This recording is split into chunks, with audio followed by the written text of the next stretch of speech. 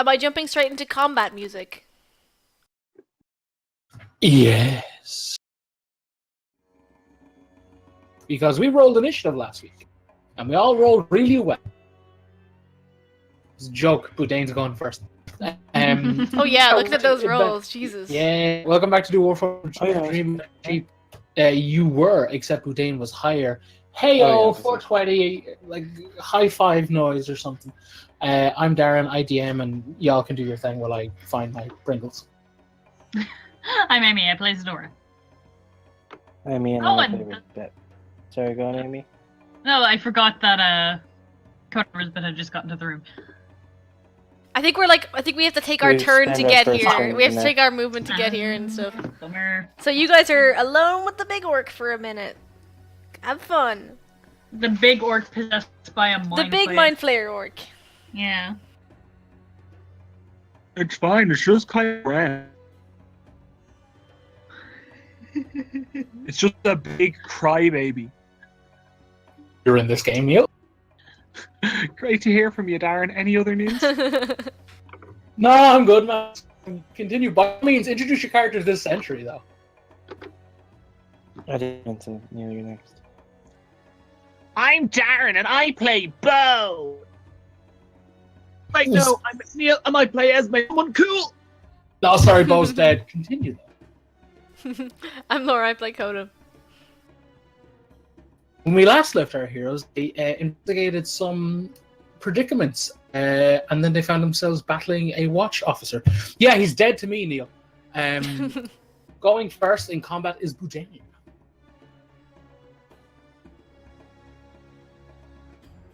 Right, Isadora, can I have a dex saving, please? Sure. Please don't die in the turn it takes us to get to the room. Some of us have better health, so we won't. Oh, damn, starting the day Ouch, early with a Patron. nice Come on, roast. Amy. Yes. Isadora, you I take some... shouldn't have sassed anyone. I shouldn't have sassed anyone. Oh well. Oh, nice! Isadora, you take 6 bludgeoning damage as this tool here is flown towards you, crushing you and pinning you to this wall. You are currently restrained. And it is now... Dearest Risbeth. Risbeth, it is your go. You guys are downstairs. It will essentially take your turn to the room on the board where you are. Essentially. Yep, that's fine. That's Cool. Rock and roll. Esme, you're up.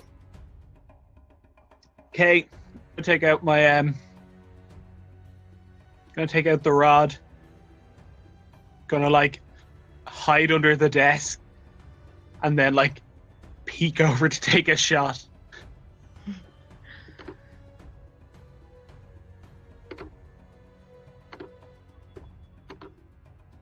Actually, before I do anything, I'm gonna use my bonus action to do insightful fighting.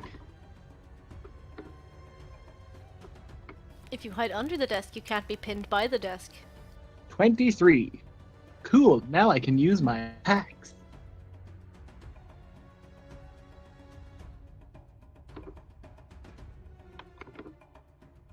Fuck you. Anyway, Miss. he hides under the desk.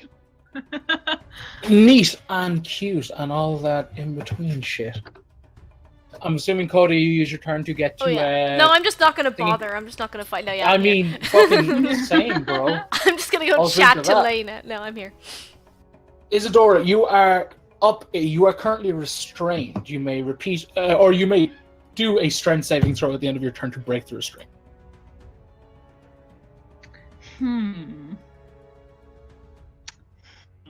I wonder. I'm having thoughts. Oh no, not them. Oh no, not thoughts. That's a sin. Where's the...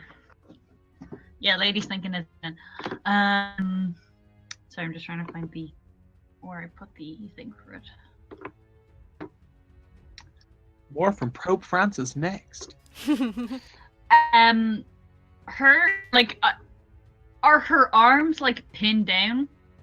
It's a case of like your arms are up by your ears, kind of thing. Like it's pushing against you, kind of like crushing your chest, that sort of thing.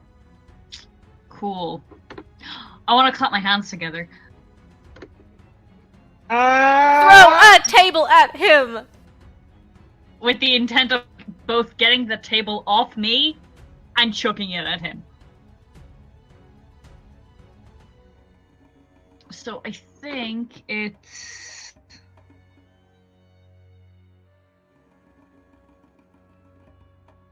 I think he rolls. He rolls. No, hold on.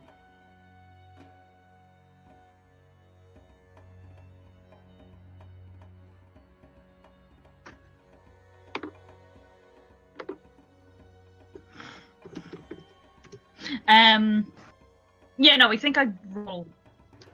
I'll roll and I'll sort out the details later. It's a cone, isn't it? Yeah. Does it accidentally hit Deep's Esme? No, it's... Well, actually, see, that's my name.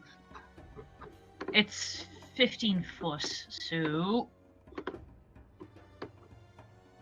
No! Ooh, nice. Sick. 20. 20 hits? Okay.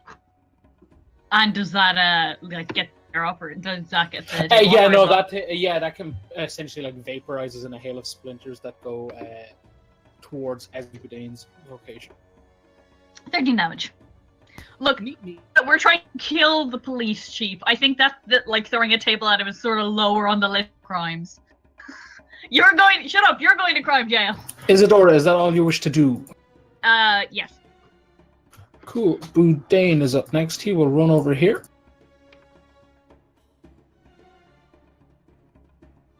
Stop, that's a crime. Everything's a crime with you. Yeah, Coda's not old enough for regular jail. Points and laughs at the first three, leading to the fourth one hitting her. Esme, as the sword connects with Esme's body, you see that the illusion of her sword shatters. And you see him to be brandishing two oddly shaped, pale, almost ivory crystals. I mean, yes. Pale ivory, You what? take a total Sorry. of 8 force damage, not slashing. Can I have a con save, please? What's he holding? My internet's being a bit shit, it broke up a bit. According to Esme, it's penis swords, but it's actually crystals by the looks of things. Oh. Esme, What if he's a shard mind and we're the bad you start guys? to see this crystal formation like emanate from the center of your chest where he stabbed you and slowly start to crawl up your neck, and you feel like your oxygen being cut off, but it sort of dissipates and crumbles and doesn't quite stick.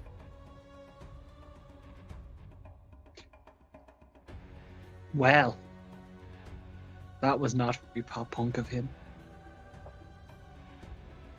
It is Risbeth. Risbeth, you're in the room, as where you can see. Woo. Just to confirm that every square that you've drawn out Yes, is it 5 is. feet. It is indeed evenly spaced. Perfect. To see the space in front of Esme beside the desk, can I go diagonally between Esme and Boudin? Through there? Which part? What, can you use your ruler thing to show me? Esme right next to me. Yes, the two of them are side by side. Oh, so, originally I think Esme was like 5 feet away. It's okay, you can ignore that question then. I mean, if you go over Over. to the right of the table, you could hit him from there, right? And that's only like 20 feet. Oh yeah, thank you. I could not see that. But then I'm on the magic circle looking thingy. Ooh, true. Magic circle looking thingy, here I go. Risbeth melts.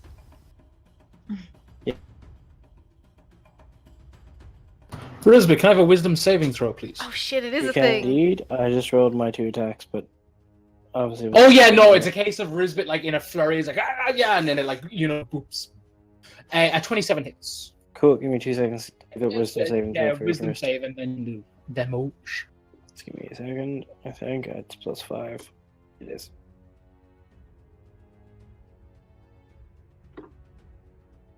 Oy, that looked like a 9. Risbeth, a pale pinkish energy shoots up from the carpet, and you to be stunned. Okay, so do I first attack land, or am I stunned from this point? Oh no, it's a case of like Rizba's like, and it's like you hear go bump kind of thing. It kind of has like a slight delay. Yes, please roll damage. Cool, I'm going to add a level 2 smite to this.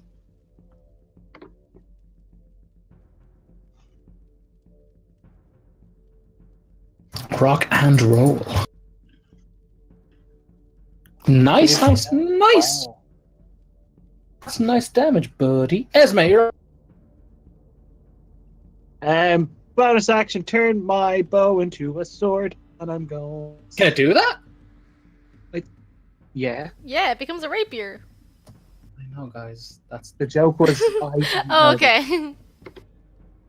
Darren, is there like a cycle? Is there a weapon cycle? Is there other things on the list that I'm not aware of? I mean, instead of we to it, you could investigate it, but should give us the attack rolls there, Neil. It can actually turn into a minigun. Harder! It can turn into a bazooka if you believe in yourself hard enough. Yep, 27 hits.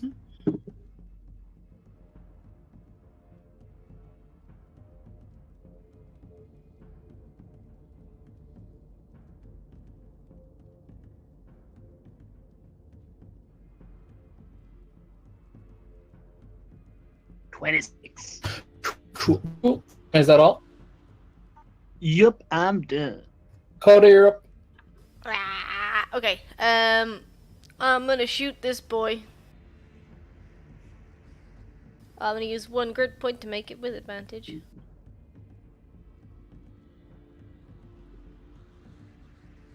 I assume 12 misses, but does 21 hit? Hold on. Yes.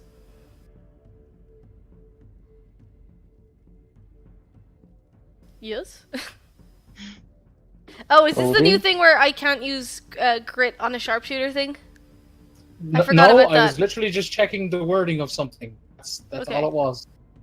Yeah, no, 21 misses. 21 misses? Oh god, ew. He quite literally Matrix Neo dodges the bullet.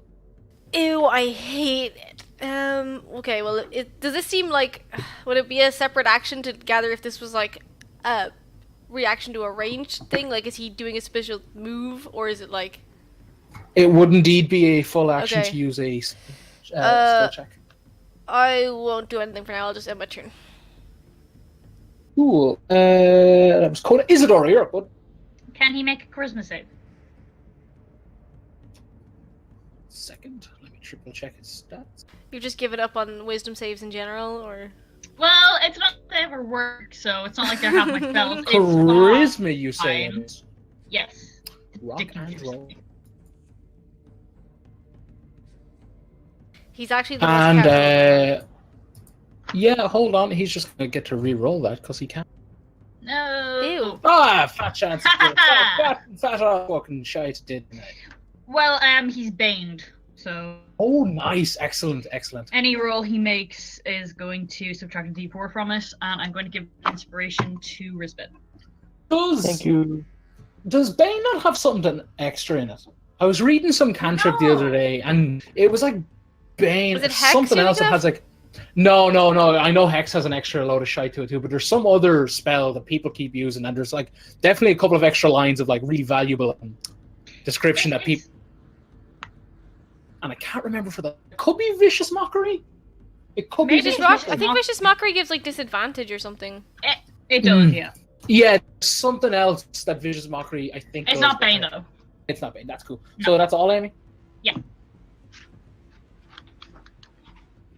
So he gets to roll a minus d4, yeah? Yeah, no, he makes an attack roll or a saving throw, he has to subtract d4 from it.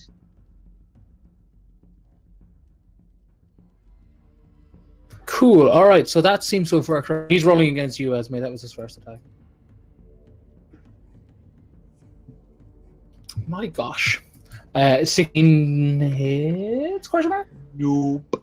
Cool. Yeah, he misses all of them. Jolly good. And he doesn't repeat a save or anything like that? Let me double check. He might be able to repeat it at the end of his turn.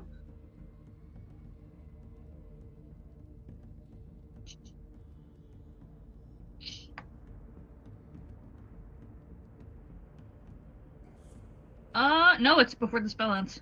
Oh, rock and roll. That's cool. Okay, you're stunned at the end of your turn. The stun kind of wears off. You don't have to repeat the save. Esme, you're up.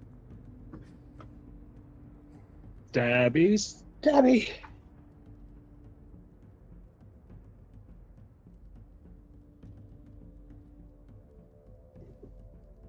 27, 24. Yeah, both hit.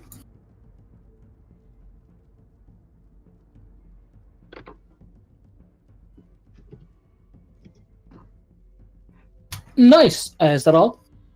Very nice. Ooh. How's he looking? He's looking picturesque, almost picture perfect as to what he was when you guys entered the room. Okay. Oh, I can't do that. I'm doing something else. It doesn't matter. I'm done. Coda. Oh god. Okay.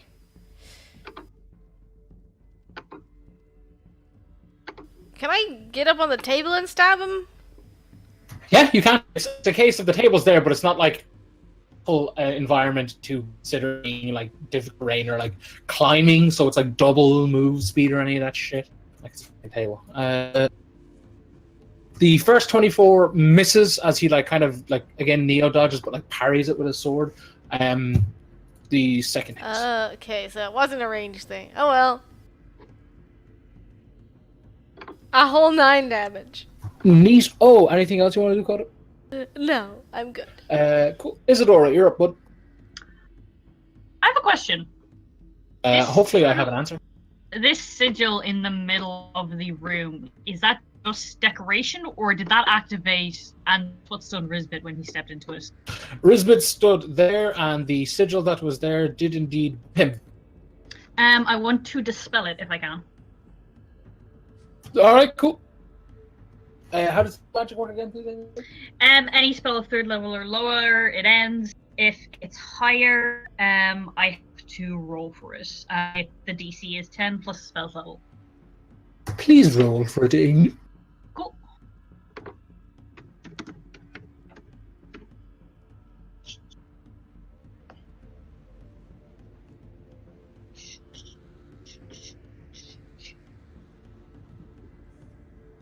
$15.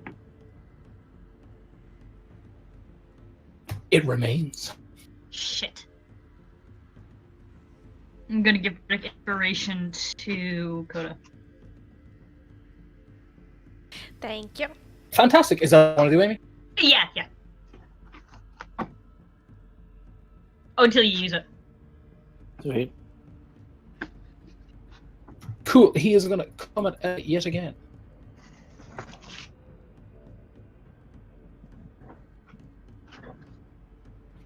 All 3 of them hit.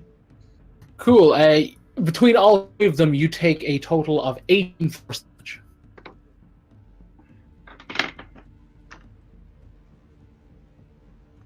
Cool. And if I'm using my... It only works on like 1 attack, so it'd be like that's 3 down. 15 force damage if you want to use it. cool. Yep, cool. His mouth keeps moving, yet no audio comes out. Rizbit, your girlfriend. Cool. Moving up one up behind him in case that thing activates again. That's fair enough, buddy. Hint.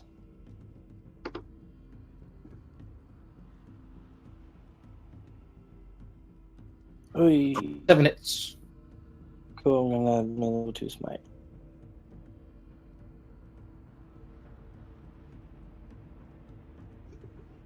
$26 demo. Ooh, nice. Rizbit, as your maul connects with his spine, it's a case of he drops down about half on health as you connect down small, and you hear a crack as his spine is basically pushed down on itself. The illusion shatters, and you can see essentially the same man you would have been looking at this entire time, but he looks a bit more sick. Blotches of like this pale, like almost ivory kind of like material around his neck, and he is pretty much bleeding out of every orifice, if you wanted to put it lightly. Jesus. Congrats on less height. That's cute. Anything else you want to do, Robo? No, I'm good. Cool. Just like perform knocked spinal a couple of surgery. Spinal discs out. You just removed part of his spine with a hammer. It's grand, guys. It's the token rearranged boxes puzzle. It's fine.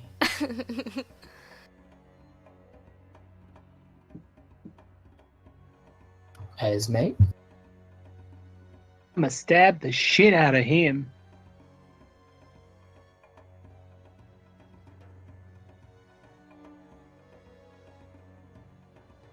Both hit.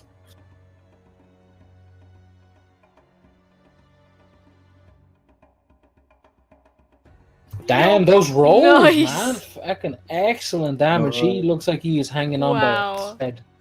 He is coughing up meaty chunks. Delicious. Oh yeah, it's not blood that this dude's. It is chunks. Coda, you're up. I'll do some stabbing.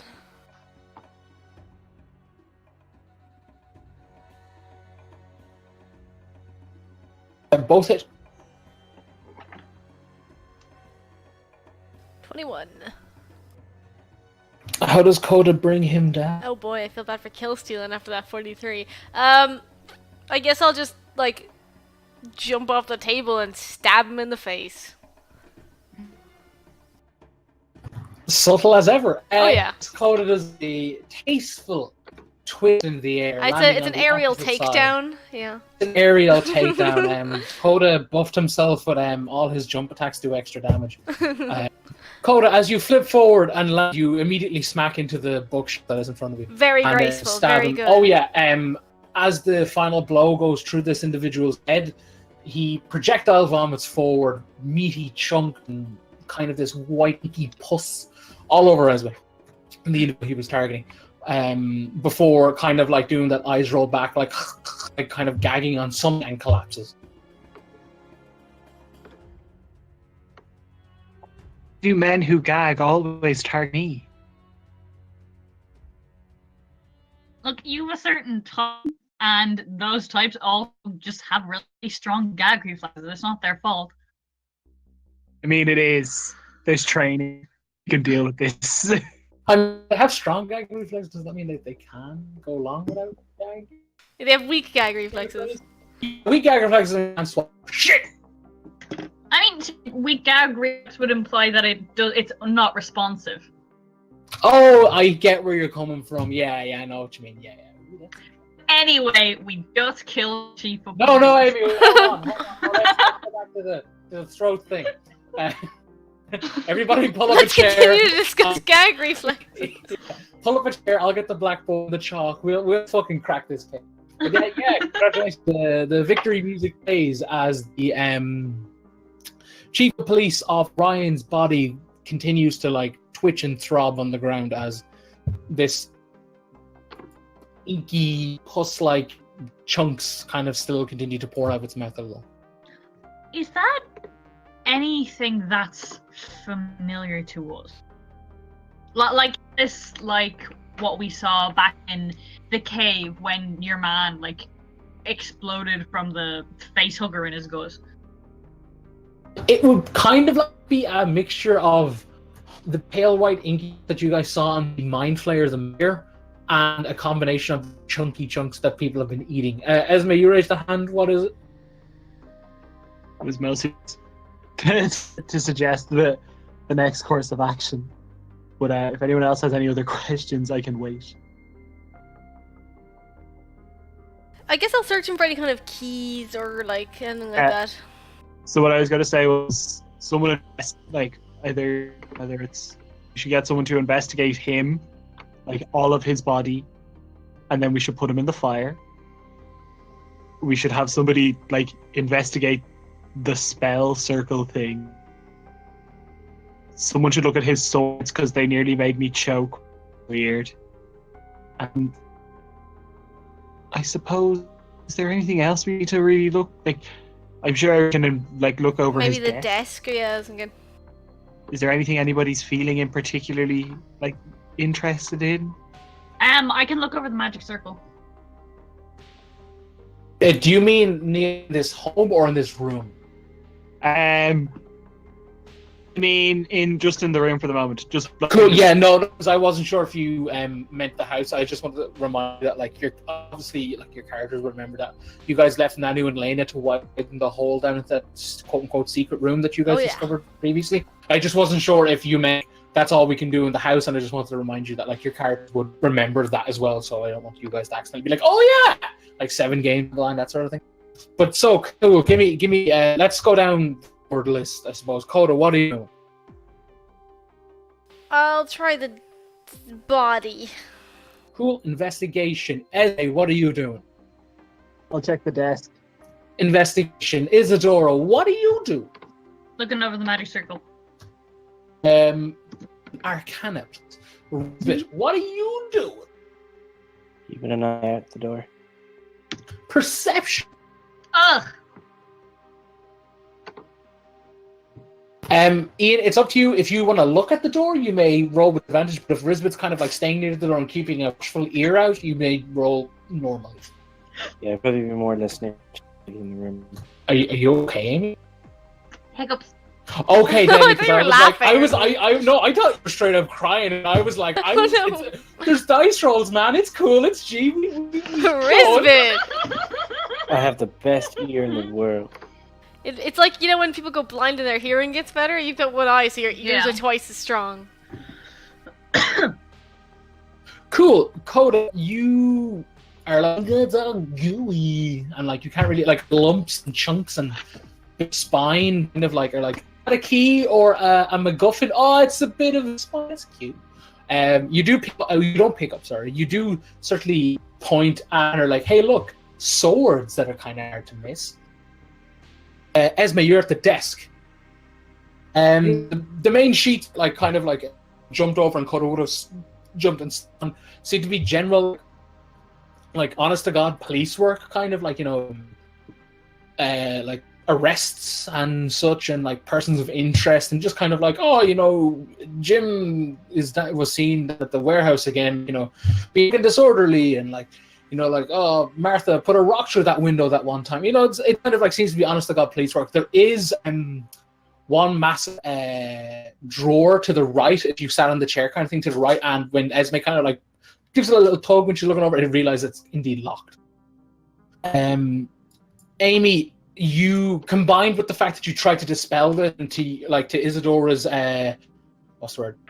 Her, I don't know, like, Isadora gave it a good whirl to dispel it. To her credit, sorry, there we go. That's my brain's fucking dying. To Isadora's credit, she tried to dispel it, and you're trying to Arcana check it. It's the only reading you're getting off it is very powerful magic, and it's quite clearly, like, you can still see the traces of magical, like, chalk. Maybe it seems to have, like, if at one point it was drawn in chalk, and now it seems to be infused with some kind of magic. Right. It's very clearly, you can see it pulsing, like, it's still clearly active. And I can't read on it. It's probably quite dodgy. Let's touch that. If she can't just, like, discern what it is by, like, looking it over magic-wise, can I cast Detect Magic? Hey, for sure. I'll give you the skills of magic now. Risbet, the only thing you hear when you place a careful ear near the threshold doorway is the odd creak and the odd hushed murmurs of most likely Lena and Nanu in the room below, just talking to one another. They're probably like, Okay. oh, hey, they were fighting upstairs. Like, there's no kind of, like, evil monologue, so I can only assume the silence means they won. That sort of thing. But yeah, 1 second, Amy.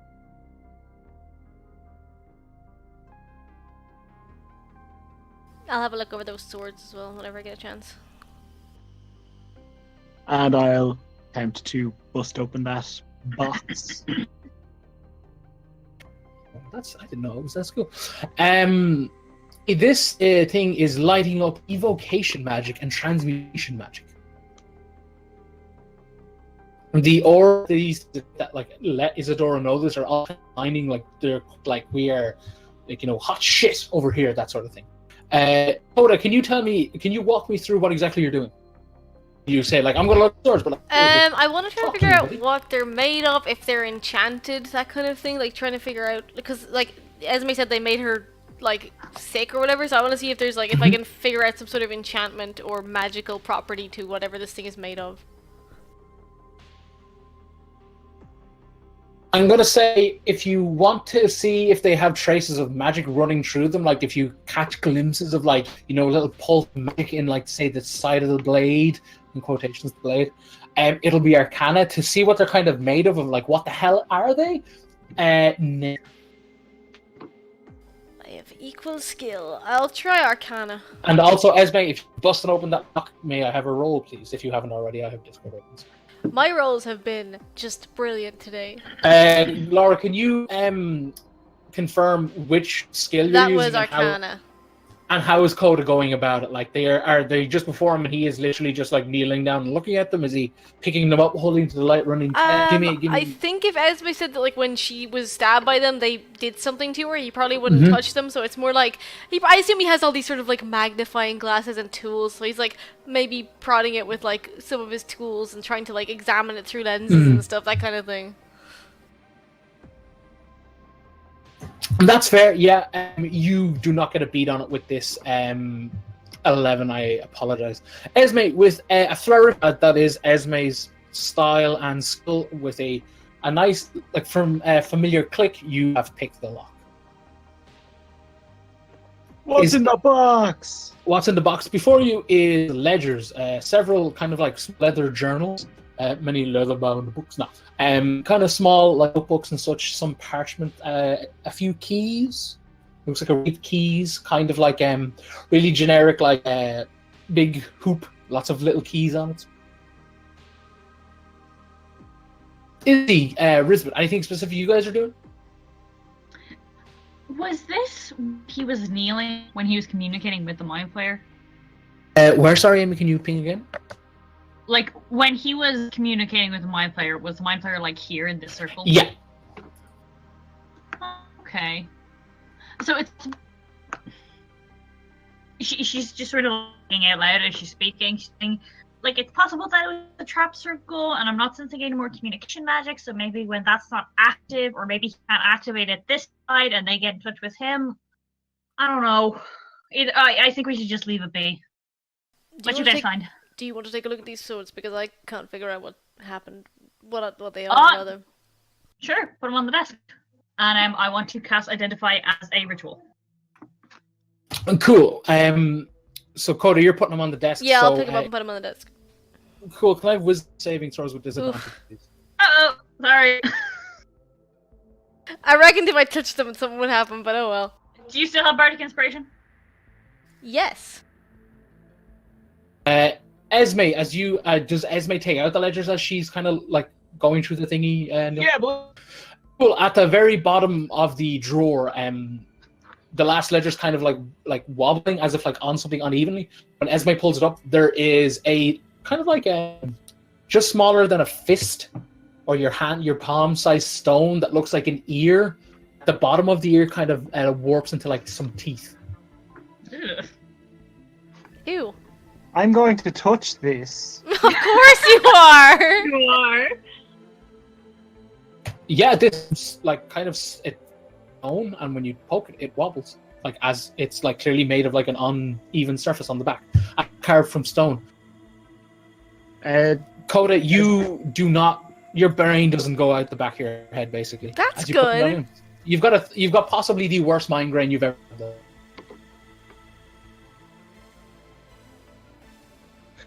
Esme puts the toothy ear rock on the table as well, and she's like, "Hey, identify this. It looks weird." Yeah, they put like basically everything out at once. I can do it once. Are you burning a spell, or are you taking an hour to cast as a ritual, Amy? Is it an hour? I thought it was 10 minutes.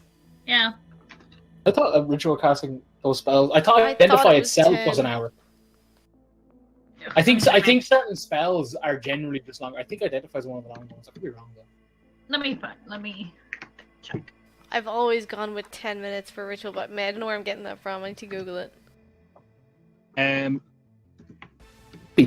could be wrong. You really think we would know by now? Yeah. You really think we'd know better? 10 minutes longer to cast than normal. So depending on the time it says in the spell, you add 10 minutes. Well, certain casting time is spells 1 minute, require so. more time to cast minutes or even hours. Yeah, so it's I think it's Depends on the casting time on the spell, but if it's like an action, then I think it's just 10 minutes longer. Well, it says the minute of casting, so. Yeah, it's up to you. The ritual casting is 10 minutes. I don't know why I thought it was an hour all of a sudden. Oh, no. I mean, while everyone else is poking around, she might as well do the ritual. Yeah, that's cool. So that's a total 10 minutes. So what's everybody doing while Isadora does that? I want to flick through these reports to see if there's anything in them actually. So going off clues that we have, the mayor is a mind flayer. There was the place on the outs, the place where they were getting the food that was mind flayer E. Even just stuff. Actually, anything about the giants. Just anything on those three subjects. Flicking through whatever she sees first, she'll stop on, try and get a bead on. It's like, is this about the fact that there are mind flayers all over this town, or is this something else? Rock and roll, sorry, one sec. I'm gonna suggest to Risbeth that maybe we go downstairs and see what's going on with the big hole in the ground while these guys are investigating. Cool bean. Sorry, I was in here.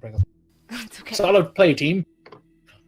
Esme, the first few just kind of look like more police, like genuine city watch reports. Like they don't seem malicious, or perhaps they're written in some sort of code. Maybe you kind of get there. You're not entirely sure. The first kind of like notebook or / journal kind of looking thing. It's blank pages for a while. It seems to be kind of new, and as you're thumbing through it, you catch, like when you kind of look at it, you're like, oh, empty. And when you kind of like turn it to the side so you can just see the slides of the pages, you see one has like a spot on it as if like someone had written ink to the edge of the page. So you're like, oh, there's actually something written on here. And when you flick to that page, it seems to be lists of people who are quote unquote suitable candidates. Any names you recognize? Lena is one. Several of the. It seems to be kind of like it says like people have CW beside them. Like Lena is CW, but like you've met Lena before, obviously, because you said City Watch. City Watch, yeah. There's another list that says unsuitable but still usable, and most of the names not really clicking with you. And then one says you spy Nanu's name. Cool. She will keep that one kind of off to the side. But if that doesn't take too long, she'll. Nah, I think between like the reports and that, it's maybe like 2 or 3 minutes. Nothing crazy. Those chests in the bottom corner, are they decoration or are they actual chests? Oh, they're actual steel / iron. You're not sure chests. She's gonna try like the ring of keys to see if any of the keys on the ring open those chests. Cool. We're gonna jump to Risbeth and Coda. Risbeth, Coda, you guys re-enter the room you guys know that you left Lena and Nanu in. As you enter, they kind of both like turn to face you. The hole in the center is pretty wide now, to the point where like maybe 2 people could stand shoulder to shoulder and jump down if they wanted to. We didn't know when you were coming back. We just kept digging. Nanu's like, oh hey man, there's a room down there with some chests, and they both share to the hole for you guys to have a gander. Yeah, have a look down. Cool. Yeah, when you guys peek over the edge, you see they've dropped like a torch down there. It's kind of like a la like flare style, just to be like just light it up. But you guys have dark vision. It's not that deep. Well, it's deep enough, but like your dark vision pings it. It seems to be a room. There seems to be like a staircase at the back that, given your orientation of the building, like the staircase illogically meets like the floorboards in the center of the probably the entrance lobby, the hallway, that sort of thing. But there is 3 chests on each side, evenly spaced, and on the other side of the room, almost like kind of flipped mirrored, in exact pristine accuracy, is 3 chests evenly spaced.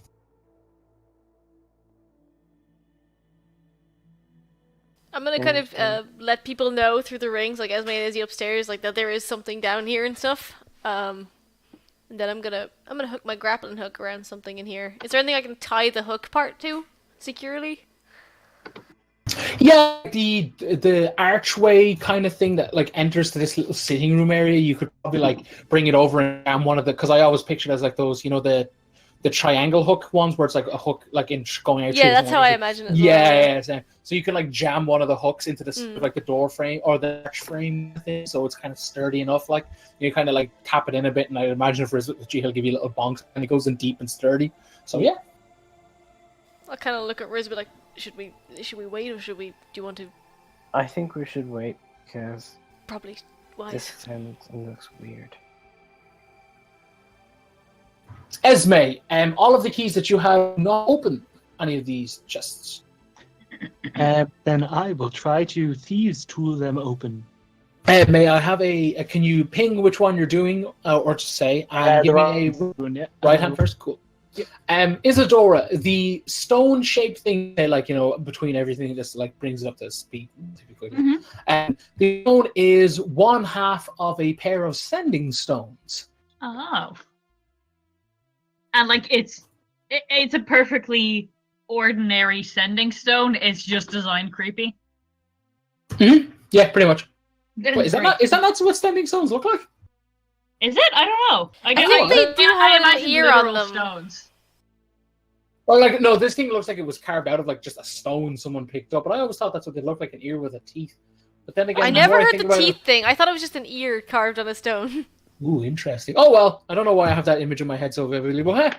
Oh well. Isadora, the swords are force swords. They seem to be like they seem to be a sword that is short, and indeed seem to do force-like damage. But you kind of get the idea that if one were to attune to it, you might unlock its true potential. Yes, Neil, four swords. Put one in your Vormouth on your back and roll for fun.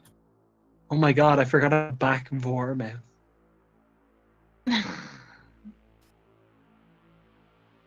Esme, can I have a Constitution saving throw? No. Oh, okay, cool. Moving on. So, Esme,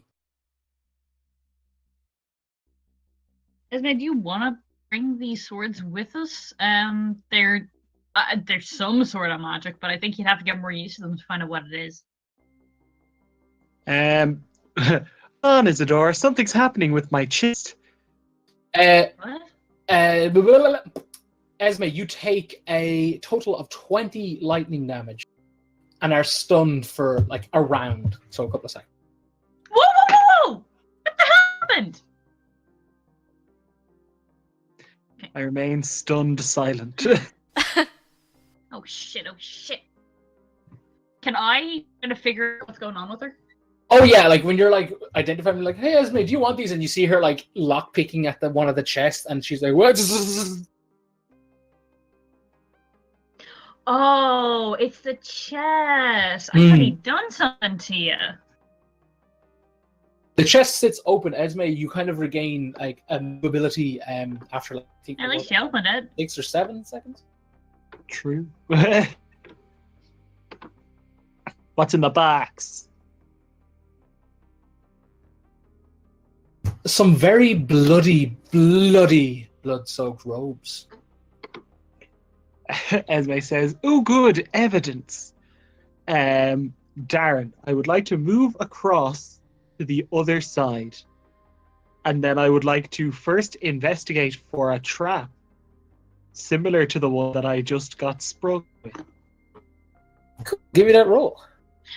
Without like sort of like pawing through them, can I tell like what these robes were, if they like stand out in any way, if they belong to anyone in particular, or are they just sort of general robes? They seem to be those that a clergyman would wear, and you see investigate, yes please.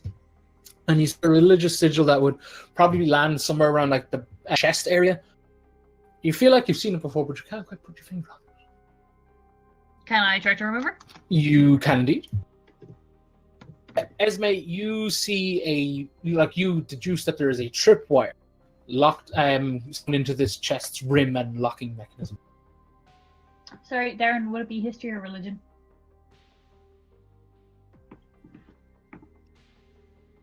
It would be history with disadvantage, but Okay. it would be religion in general. So it's your choice, buddy. I'll try religion then. What do I need to roll to disable A this? sleight of hand check, friend. Cute. Isadora, you notice the familiar sigil and the waves and the shells. You notice to be a robe of Osprey, the apparent patron saint of this city. Esme, with again much flourish, a dagger in hand, Esme perfectly and cleanly kind of dismantles this little locking trap. Actually, sorry, out of character, that is actually something, despite the fact that there's a big, like, shrine to her in the center of town. We haven't, like, seen any other priests to her, have we? No. I don't think. Ah. Can I Oh, attempt dear. to open this one as well? You may indeed, buddy. Thieves' tools. Squids ate all the priests. Yeah. Who ate all the priests? Who ate all the priests? Is that 20 for new rolls, right? Yeah. That's my That's my open with the tools. Yeah. Okay, cool. Yeah, no, it's just it didn't beat, but I was like, was that 24? Was there? Yeah, no. When like flourish and ease, Esme clicks it, it opens fine. No zappiness. Are there more robes?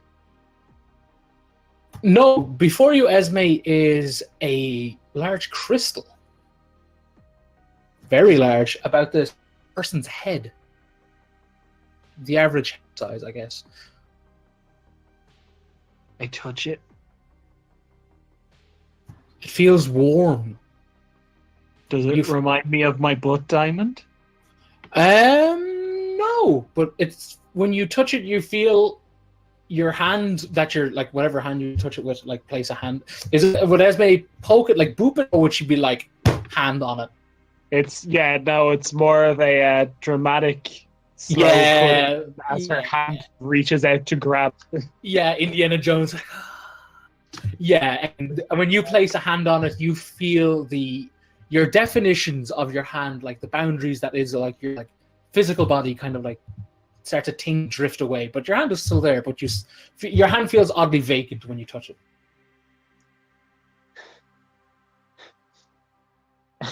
Esme looks at Isadora and she just says, "Hold on a moment," and she puts her face in the orb. What? What? Can I have a wisdom save with disadvantage, please?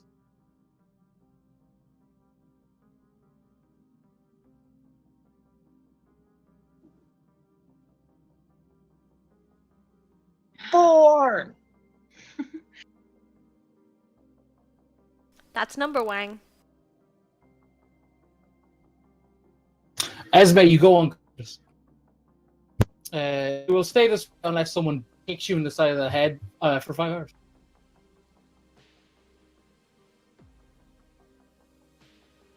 So I'm just head down a chest, guys. It's pretty good. Isadora, you see as Esme is like, "Oh, I'll just stick my face," and she just goes completely limp into it.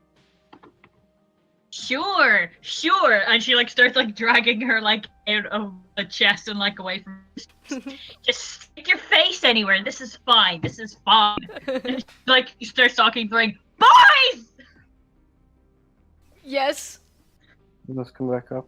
I love how he screams and Rizbit's like, "I return," and Coda's like, "Yeah, is it?" I don't know what Is she this did. urgent panic screaming, or is this just you're angry? What's happening? Both. May knocked herself. I don't know how. She touched some weird fucking. I shake Esme. Do I wake up when I'm shaken, or do I have to be attacked? Nah. Esme, can I have a dex? What? Deck save? Is something like crawling out of your face? Crawling out of my back. Duh. Oh no, it is, isn't it? You're a doorway.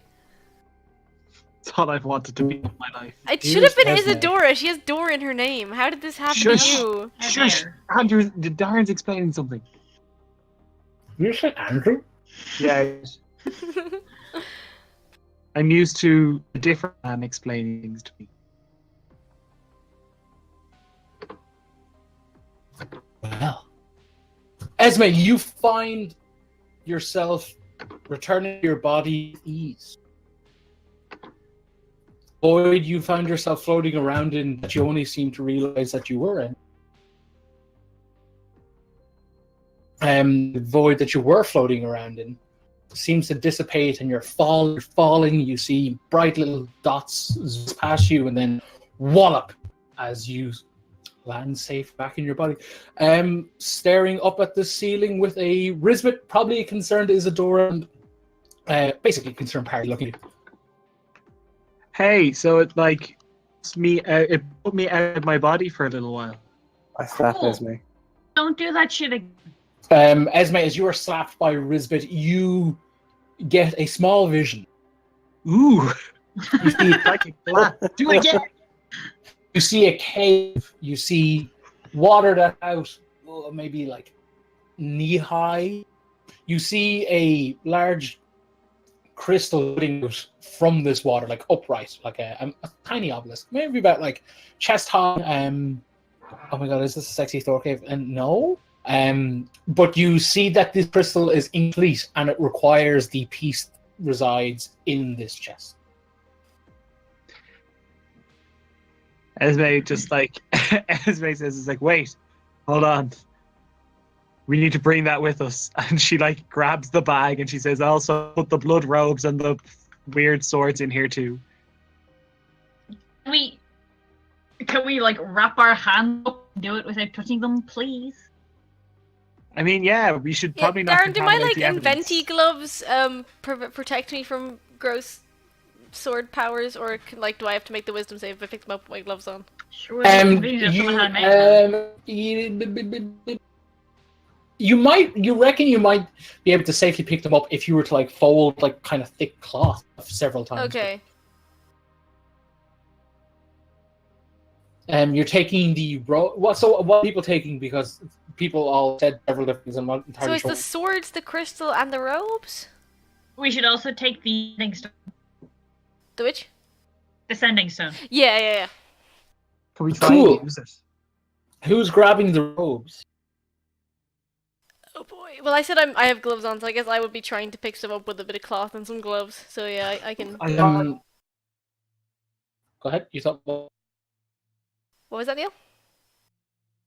nothing. Okay. It's fine. All right.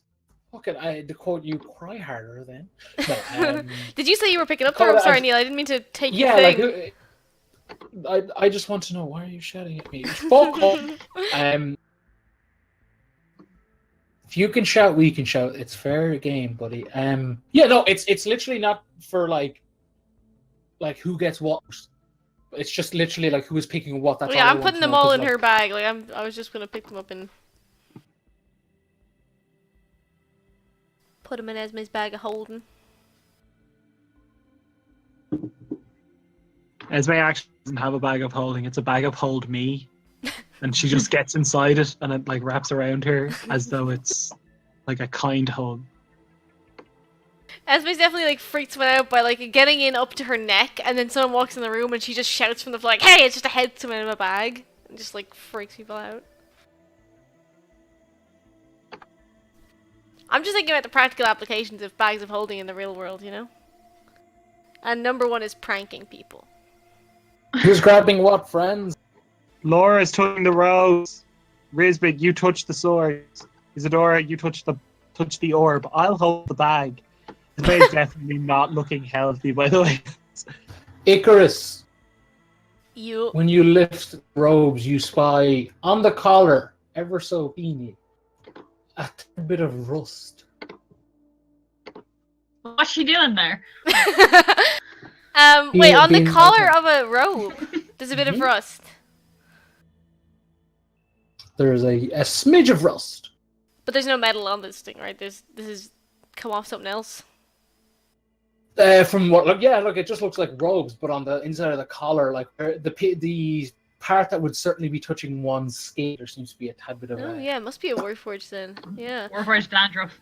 Yeah, exactly. What would the roll be to like figure out what that's coming from? Like, could I discern that it is from a Warforged, or?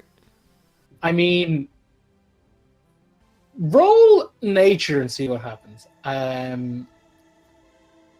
So I think my like proficiency with smithing gives me some sort of weird advantage with like discerning metal and like metallic objects and that kind of stuff. I need to figure that out. But I have some sort of bonus to like identifying metal and forged objects. Probably, but as you say, that's your side of that, buddy. Yeah, I got a 5. It sure does look like fucking rust. Risbit and the others, you delicately put them into the bag. Risbit kind of doubles over like a heavy cloth, like, you know, one that you'd probably throw over yourself in your sleep out on a bedroll, that kind of thing.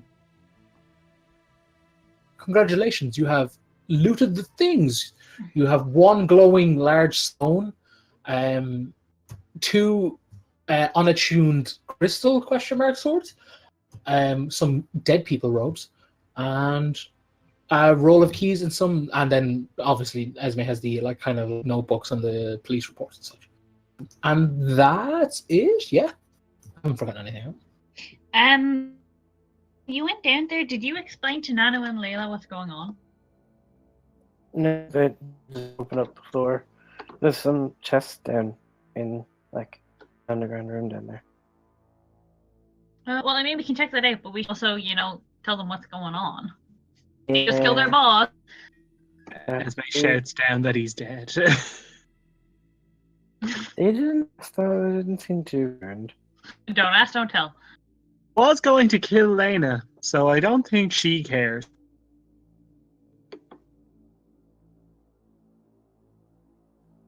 Nanu!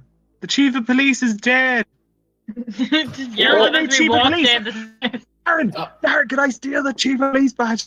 Give it to Nanu. Yeah, it's kind of easy enough to pick up like spots because it's shiny amongst the chunks and pus, but get it. I run down there to hand it to Nanu. You hand the meaty, bloody, chunk and pus covered badge over to Nanu, and he takes it. And he's like, "Whoa, this is a nice gift, but what? You're the new chief of police." I don't think that's how this system works, man. I mean, Bill's dead, so. And also half the force is corrupted? And not in the usual cop sense. No offense. Yeah, so he's dead. Someone might want to get rid of that body. There's also a list of names of people who might be suitable, and I think they're all people from your organization. So she like produces the and she looks at Lena. It's like, can you like pick beside the people who like you noticed acting weird, or people you know had come here at some point. Also, the bloody robes. So I think people are dead. And other than that, there's a weird magical thing upstairs. A circle. Your boss was talking to a mind flayer. Yeah, And what's that? there was a weird orb that I put my face in. Is there anything else? I think so. I think that's it. As saying all this, they're really lost in this document, like going through it. They're like, they're like kind of like no, kind of murmuring to themselves. Eventually looks up like, yeah, okay, so a lot of the unsuitable but still usable, and she like air quotes it, says that are members of our little like wildlife AA meeting stuff. It's because, you know, we're kind of like, guys, not the saddest ball in the bucket. They seem to be, and like she's like points to all the people who are like suitable. She's like, oh yeah, all these guys are dicks, but they're kind of like they've all themselves on being like intellectuals. So they seem to be only targeting quote unquote smart people. Have any of them been like acting differently lately? A little bit more dead behind the eyes, kind of monotone voicey. I just assumed it was like, I don't know, I didn't really pay too much attention to it, but in hindsight it was pretty glaring because I guess I just kind of had like, you know, blinders onto it myself. The unsuitable but still usable people, most of them come from like it's our little circle. They've all been acting the exact same. No one's kind of changed. But if you guys are like taking the fight to these dudes, myself, Nanu, and like I can round up the others, we'll gladly help because I'm starting to think you guys like, okay, killing the chief of police, which is, that's a felony, by the way. Bit of copying. But it might be bigger than just a singular chap in his house. So It was the mayor as well. Just the heads up, the mayor also dead. Yeah. We don't know who did that one though. But the mayor is dead and was a mind flayer. Oh, how about this? We'll go round up the people we trust to the point where, like, I would genuinely go on record saying you can trust the man. If one of them being one of these weirdos, then I'll genuinely be shocked. They've all been acting the exact same since we first met them. So unless these guys have been playing like a 5-tier con game, you can trust our friends. I genuinely swear by it. And like actually says that Nanu nods. She's like, we'll go round all them up. Where do you want us to meet? I'm assuming we can't go back to the precinct. So have you got a place where we'll obviously dump the uniforms and but yeah, where do you want us to meet? You see, the problem, we don't know where these things are based. We don't know where they're working out of. They're probably in or near the town. We just don't know where. Nanu is like, we could send him to William. And Lena's like, I hate William. He's like, yeah, I know, but he's been a dick as long as we know him, so I think we can count him as safe. And she's like, okay, have you been to the Dingy Dingy? The pub, it's a kind of a small, it's a shithole. It's a shithole. Lena's kind of like clearly like not unsettled or anything, but she's kind of like, ugh, like run her hands through her hair, and she's like, right, today it's run by a chap called William. He's kind of an asshole. He was one of ours, like, of that little anonymous meeting thing, and he's coming after a while because he was fine, which, to be fair, that often happens. A lot of people, after they, adjust their brand. But again, he's, like, if they're going by this list, he should be fine.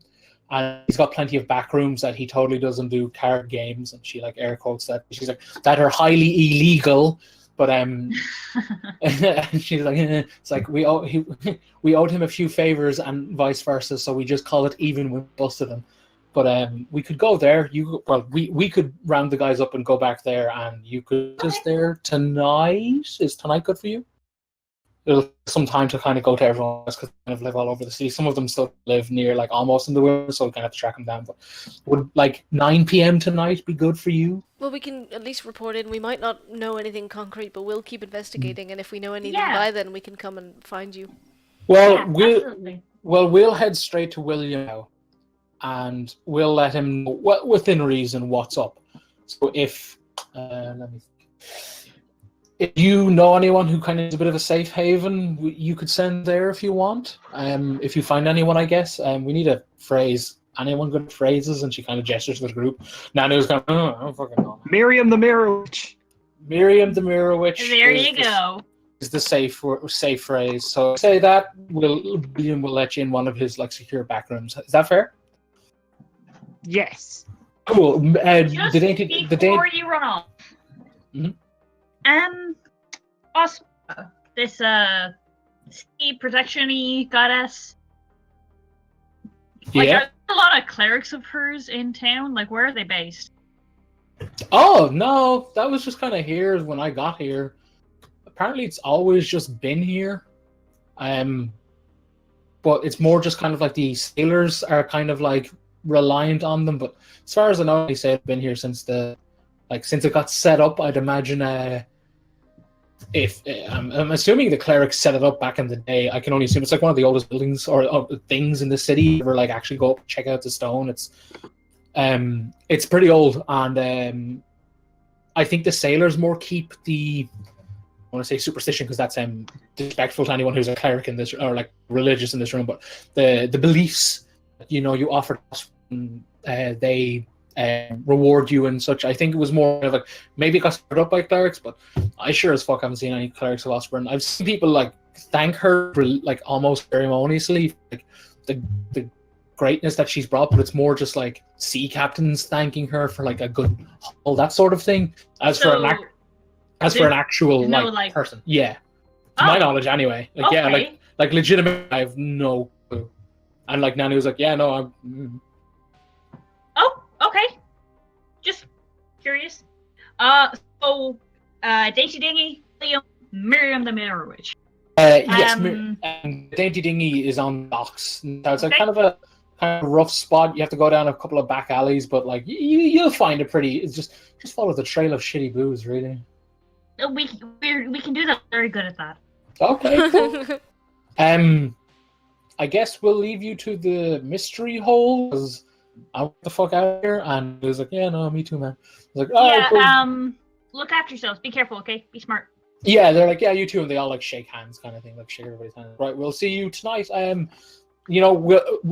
We'll arrive there around 8 or 9. We'll probably stay there, just like some crappy cots in the back. So like, I know we said 9. If you guys run over the clock, like whatever, just know we'll be there pretty much till tomorrow morning. And if you guys haven't shown up, then we'll start to get worried. That's thing. Is that cool? Okay. Well, we'll check in with you tonight at some point anyway, just to make sure everyone's still okay. Yeah, We might not have any news, but we'll touch base anyway. Yeah, and if you know anyone who needs safe haven or is kind of wants in on this little kick butt scheme we've got brewing here, it seems. Miriam the Mirror Witch, Dainty Dingy asks for William. Cool, and she thumbs up, and walks towards the front door, kind of thing. Cool. Let's jump in the mystery hole. Well, just before we do, and after they leave, I say should rope in the torchbearers on this. Yes. We can trust them. Yes, good idea. Yeah. And we'll Hoping don't get captured. A little bit early. Again. The torchbearers are our collective damsel in distress. I'm into it. So, mystery hole. Mystery hole. And the rope allows you to descend via athletics with advantage. Ooh. How deep is this? About 20 feet. Let's say 20 feet. Okay. Did you say athletics with advantage? I did indeed, friendo. Ooh, look at that. Good thing we had advantage. We're rolling crap on the first ones. It's fine.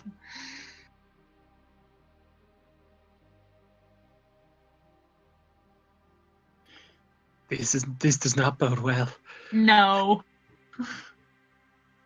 Before you is the room you see before you. 6 chests, evenly spaced.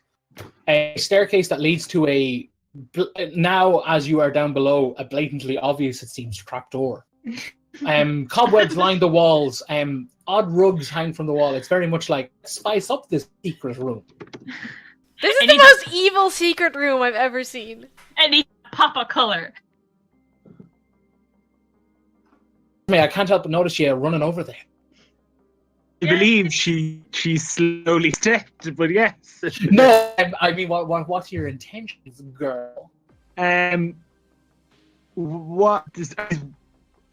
these as depicted wooden chests, or are they? They like are those wooden chests chests, metal braced on side, a large padlock. They all look. Yeah. Can I try one of the ring of keys or like can I? Sure thing, look, yeah. Cool. Yeah. I was gonna point out the trap upstairs, but I didn't see that, so I'm not gonna say shit.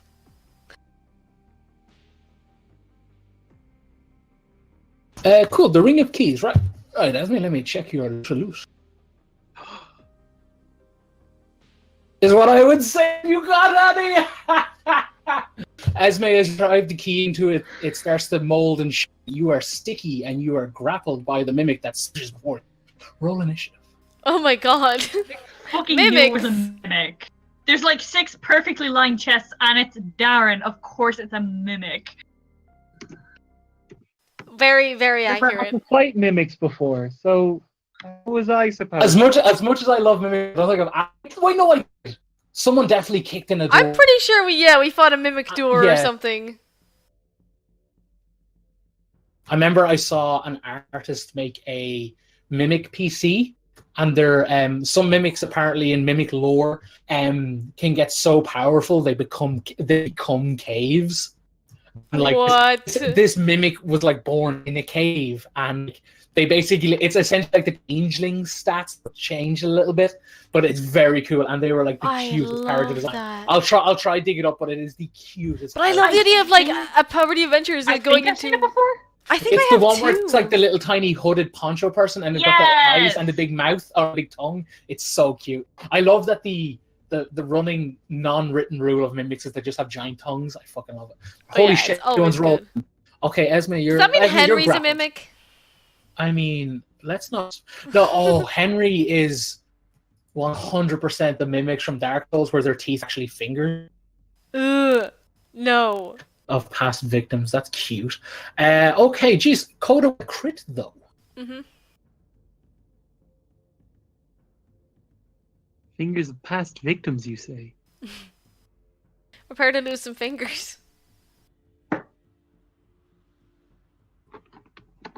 Not the first time someone's lost fingers this week.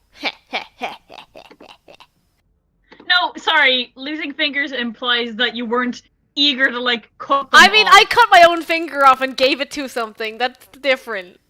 I mean, Van Gogh did it first. Get over it. Anyway, Coda, you're up. Yeah, okay, 2 shots at this thing. Wait, do I have disadvantage because it's holding Esme? Like, would I hit her, or are we good? I'll actually double check that, buddy. One second. I mean, I don't technically it does, but you have a great idea, so yes. Yeah. Well, I You shouldn't have have said anything. You have advantage, and you might just hit dear Esme. Fairness, Esme. I'm gonna go hit with the sword instead then, because I don't want to hit Esme. Nice. So I want to go for the part. I don't know if it's its tongue or its hands or whatever, but whatever part is holding Esme, I want to try and like chop through it. Okay.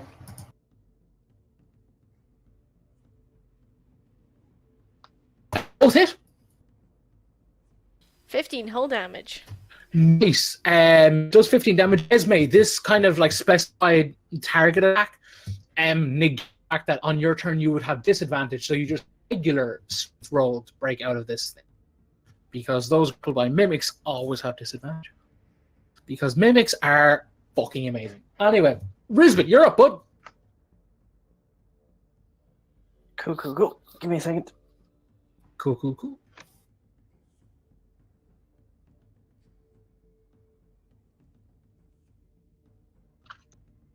You suck, Laura. Why do I? Oh no, I stood in your way. Oh shit. It's cool the other way. I'm glad I didn't ruin everything, Ian. So I'm gonna try and hit this thing. Gonna try and smack it twice. Oh, Cute. Risbet, can you roll damage, please? I hit it. Sorry. Great. Oh, this is great. On both. No, sorry, the one. Esme, you take 4 magic bludgeoning damage.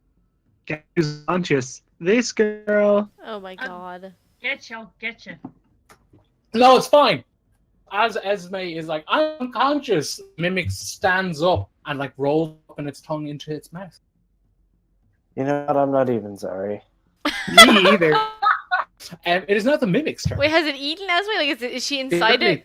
It certainly seems to have, to quote the scripture, vored her daddy. I can't believe we had actual vor in this session. I can't because you kept fucking talking about it. It's a self-fulfilling prophecy.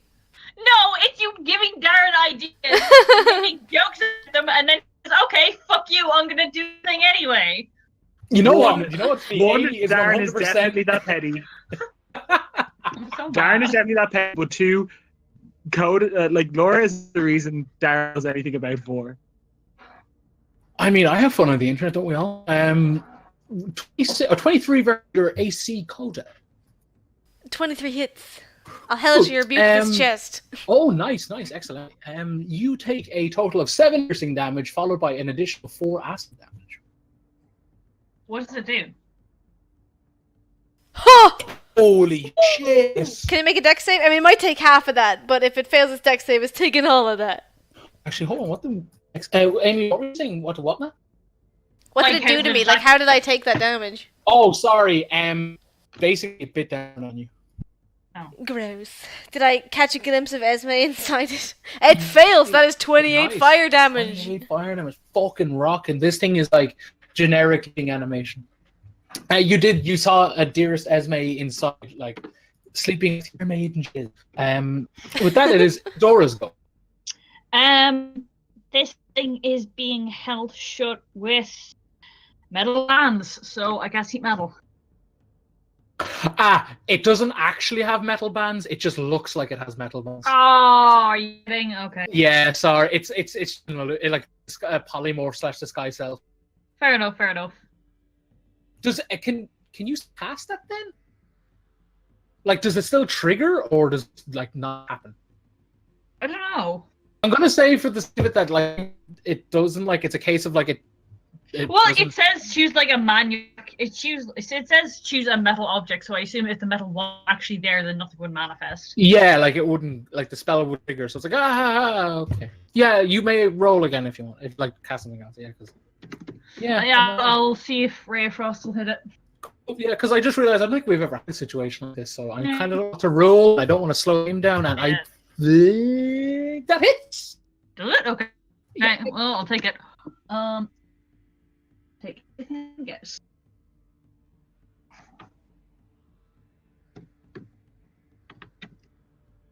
Nine damage.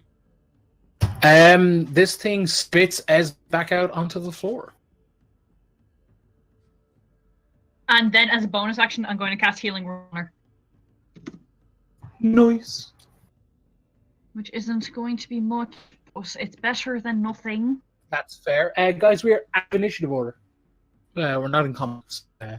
That chest had disappeared, and what lies before you is a mimic's corpse. Which I like to think is kind of like a boggart. So whatever people picture, it just kind of looks slightly different for everybody who's gonna. But Esme, you have at least health points as you stand back up. Do I still have a key? Yeah. That's fine. Cool. She's going to produce the rod, turn it into a bow, and shot at the top left corner chest. Okie dokie. Roll a round.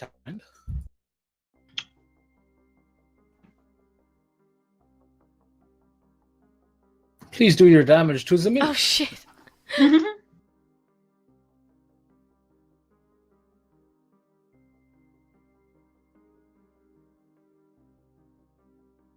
I bet they're all fucking mimics. I bet he doesn't even have any treasure. Yeah. As I basically, when she stands up covered in slime, plus also dead cop puke, she's just like, fool me once, shame on you. No, you won't. You won't fool me twice. Are we That's what I'm saying. reverting Do people to roll initiative again? Or Let's would you use the guys same prefer? initiative. You want to use the I same? think it'd be easier to just say. Okay, Yeah. cool. Coda, you're up, technically, but Okay. I'm gonna shoot it.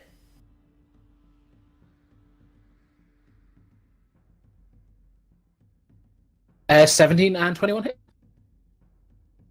Those are both sharpshooter. Eat my damage, motherfucker. Nice. The bullets kind of go through his inky skin, kind of like stretch backwards. The bullets go. Sorry, you're breaking up. That's the end of my Oh, sorry. turn. Okay, cool. Risbit. I'm gonna throw a hand axe at it. There's just that arse moving because he knows the one down to the bottom left is going to attack him at some point. Pretty much. Okay, cool. Roll that hit and hopefully perhaps damage. Question mark? Nope. Oh, Swings wide and like buries itself in the stone wall. Gotta get that back. hits Esme again somehow. Yeah. The mimic grows like elongated, really like lurchy arms and it's like as it like runs towards Coda, giggling.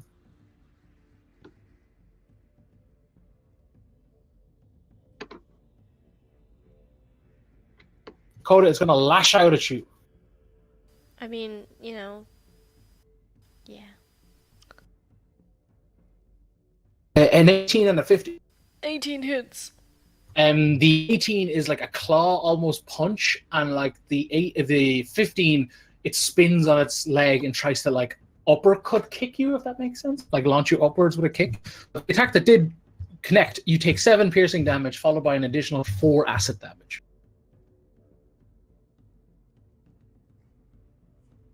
And with that, we are back to Isadora. I'm going to cast Cure Wounds.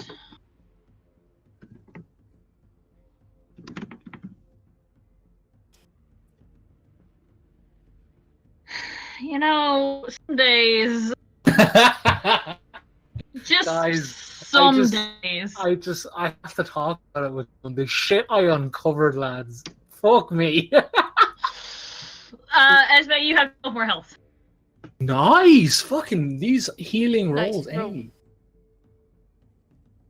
Like, not to be crude or crass, I have definitely seen, like, fan art of the mimics from Dark Souls, like, I was eating girls' literally, out. I was literally tagging that, or typing that, as you said.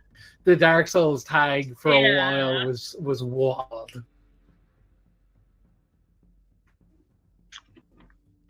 They're into the wackiest shit. Yeah, those fucking weirdos. Isadora, is that all? Yes. Fantastic. Esme. I'm going to use my main attack to strike the one in front of Coda, and then I'm going to use my bonus to fire at the chest on the bottom left. Cool.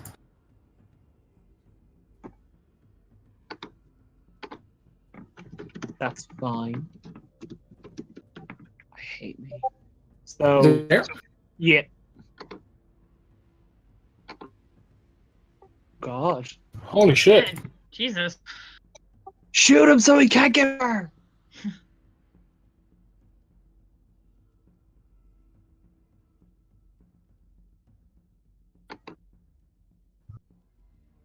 28 hits. Esme, do you want to roll damage? No, the 28, against the, so the 28's against the bottom left. Yeah, roll damage, bud. Okay, cool, yeah, hold on. Ooh. No, it's fine. It's another mimic. They're all mimics! Why are you arguing getting more?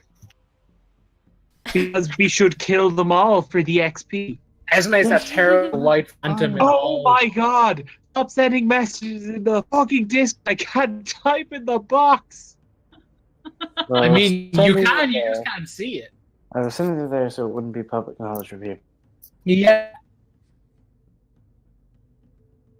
Cool, Esme. The radiant arrow. The radiant arrow strikes through and juts out of the wooden box that is before you in the bottom left. Hey. Good. Nobody else hit that box. That's the end of. Well, actually, I'm going to move behind Isadora. Fair.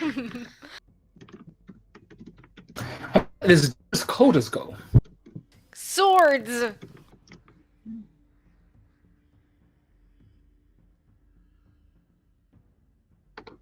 Both hit. 15 damage.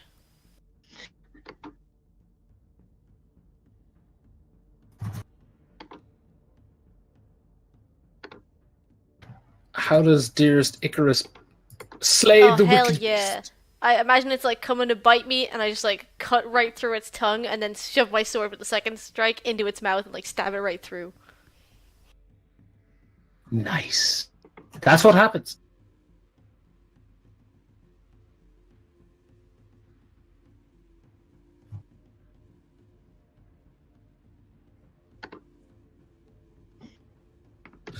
Are we out of initiative order? I don't know. Are we now? Are you gonna shoot another box? I mean, Yeah, I love- actually, the second that one is dead, Isadora like pivots around and like fires a ray of frost at this one. Be careful not to damage the content. Isadora, give me that roll. While she's doing this, can I be reloading my gun while we're out of initiative order? I want to shoot the middle box. Yeah, I'd also like to move over this way before that's done. Cool. Everyone, give me all of your attack rolls at once. The 20 is my attack roll. Cool. Me, can I have damage? I'm not attacking anything. My gun misfires, so I'm not doing any firing. That's 13 damage against what I assume is a mimic. And my gun's misfired. That's real fun. There it is. There they are. There's the boys. Our best friends. Oh, friends. A wonderful thing has happened. They're all the same initiative, but these individuals rolled quite high, so they're going to start us off on this attack. I got a nat 20 on my initiative. How did they beat me? Because they're joining into the thing. Oh, That's right, how. right. Maybe.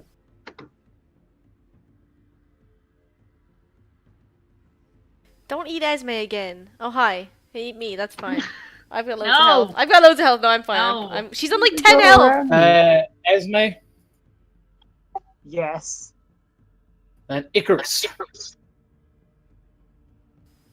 Yup. Esme, you take a total. I'll add it all up, friend. Where? Jesus. No, that's Janet. Spell. Why is that open? Where are we? Esme, you take a total of 21 piercing damage and 12 damage. Oh. Are you eating again? I'm beyond conscious. I'm serious. For flavor, the second attack it says me is like a kick to the jaw. Esme kind of like it kicked her into the jaw and shit in me chest. And Esme flavor goes back 5 feet because it's funny. Icarus, you take a total of 14 piercing damage and 8 acid damage on top. That was that. And with that, we are at close. Icarus is still alive. I don't like to Icarus is assume. still alive. Okay, that's good. That's I'm good. I gonna didn't want to assume, but like, you know. What I mean. sword this boy. Oh wow! Okay, nice one, bud. That's really good.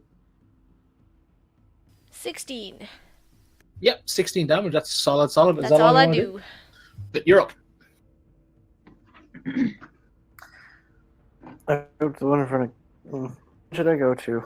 Go to the one in front of Izzy because I've got higher AC, so I'm probably better at taking hits than she is. So maybe go do. I'll the take other that one. opportunity Yeah. attack. I totally forgot about the opportunity attack. Oh god, It's alright. I feel bad now. It's It's- fine.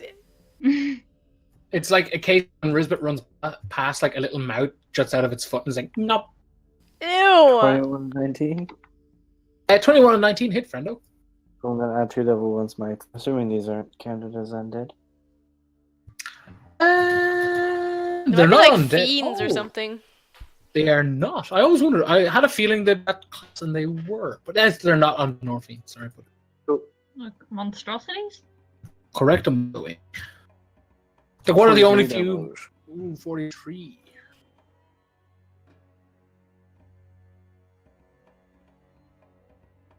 Yeah, they're like I thought monstrosities be really common, but like Volo's kind of Yeah. out of the load. But like mimics, I think are one of the only few like original kind of ones.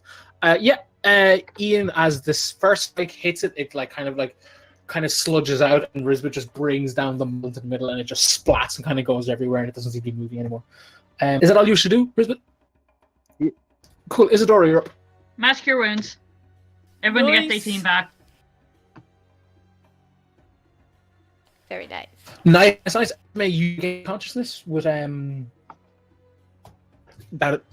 And with that is sorry, is that all good? Cool. It is Esme's go.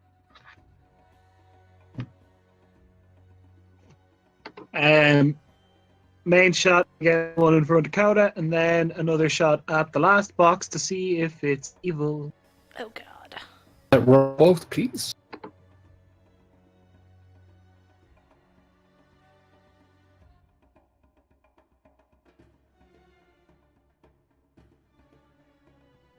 Oh no. Cool. Damage for both, please. Neil. Can't believe only 1 out of real. 6. 29 on the one in front of Dakota. And 6 on the one at the top. Nice. Yeah, the one that just joined the fray has rolled fucking terrible. Is that all, Esme? Yup. I'm gonna bite at Coda. Eat me. What was that? What was that? No, Laura? nothing. I have loads of health. I'm fine. Don't worry. And I'm not getting eaten. Yeah, 1 hits. You take 7 piercing, 4 acid damage. But that is Coda's turn. Cool, more stabbing. Rock and roll, friendo.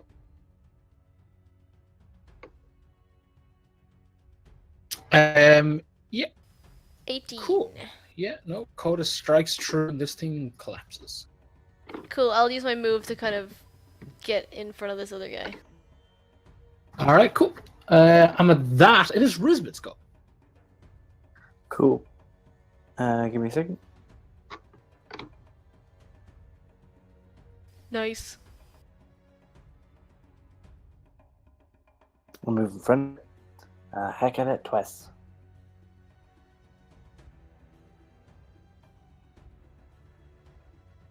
Twenty 23. Nice. Both hit. So I'll do the same again. 2 level 1 smites. That's another ones. Oof, unlucky. Cool. Is that all you want to do, Ian? Yep. Joke's on you, you get to make opportunity attack. Oh, fair enough. Is it running away? Yep, it is sprinting to that staircase on all fours, giggling. 14. Cool, you do 14 damage as this thing runs. You kind of get the general look. That was to hit. Oh, sorry, to hit. Oh, yeah, it still hits, buddy. Roll. 17 damage. Ooh, nice. Yeah, no, this is looks like it's as it kind of like as basically as it runs, it seems to be limping. Kind of rounds the corner to this spiral staircase, so it's gone technically out of view. Technically, so let's make this realistic. But yeah, it giggles as it runs towards the stair. You have not heard the bang of a trapdoor yet, but you do hear feet on stone. By the way, That it is. That was Ian. hold on. Oh yeah. I'm going to use my Avenger thing to follow it high. Oh, rock and roll. Yeah, I forgot you could do it. That's cool. That's cool. Nice. Does that mean you just like however distance it's gone or half your speed? Half my speed. That's still fucking cool though. Is that all, Ian? Yeah. Well, Isadora, you're up. Can I, if I like head to the bottom of the stairs, can I see this thing? Isadora, 6, like basically just at the top of the stairs, like eye level, like with you, is a goblet. That is all you can see. I shoot the goblet with a ray of frost. Please give me a damage roll. An attack roll, sorry. Apologies. I'm like, kind of looks at it as if, really? Just 12 hits? Give me damage rolls, but That was just a 11 regular damage. goblet. the goblet freezes over and cracks and rolls down the stairs. Plop, plop, plop, plop, plop, plop. And it doesn't change into a mimic, possibly indicating it is not a mimic. Okay, problem. I don't know where it went. Up the stairs? Isidore gestures for someone to go up the stairs I if they run up wish. Stairs. Oh, sorry, guys, you still are in initiative. Oh. Esme, it's your go. I don't have enough movement to get upstairs. Everybody. Upstairs. Wait, hold on. We came in through the hole above, yeah? Yep. Yeah. So this is forwards, isn't it? Oh, sorry, say that again, Neil?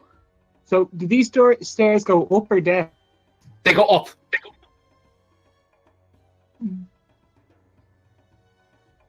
Esme moves towards the stairs. She's just like, are we worried? Can this turn into a there's person? A mimic. Oh, okay. Can it turn into a person? Do we know anything about this? I don't really know anything about mimics. As far as I know, it's just things. That's why I shut the cup. She nudges it. It's like, well, I'm too far away to make any use of that, so I'm probably just gonna let someone else go upstairs next? I might actually just my next turn make it to that last real chest. Neil, for my own sanity, please tell me Esme delivered that information exactly as you said it. Yeah. Oh, fantastic! That was brilliant. I just pictured the most. Yes, sorry. Hello. Yes. Is it a fiend? Okay, that's okay. Esme, that's your goal then? Yes, and I'd like to establish I'm not disinterested. No, that was a disinterested voice. I know, I'm kidding. I don't think you were. Coda. No, I wasn't. Stop it. I probably can't. You're upsetting Ian. I probably can't, but I just want to just float this and see. Would I be able to, like, I know my grappling gun is still, like, hanging from the hole in the roof, right? Yeah. Would I be able to, like, basically take a run and jump at that rope and, like, swing towards the stairs and see if I can make it some of the way up? Like, kind of, like, jump off the, like, swing off the rope and get onto the stairs in this turn? Because I don't really have enough movement to make it, but, like, could I try and do a sick rope trick? The way the stairs is carved, it's a case of, like, you can't see the inside of the stair. Oh, it's like right, a it's like a sick covered up one. Okay, yeah, cool. Alright, grand, never mind. I'll just start running towards the stairs then. I guess I could try and go up to the top to get to the top of the stairs. Like, use my grappling hook to, like, go through the hole in the roof. Does the stairs go into the room we were in? No, the stairs, given the orientation of the rooms, the trapdoor at the top of the staircase most likely leads to the entrance hallway. If you were to take the grappling hook up, you would land in the sitting room. Yeah, cool. Okay, I'll just start running towards the stairs then. Cool. Brisbane, you're a book. Running towards. Alright, cool.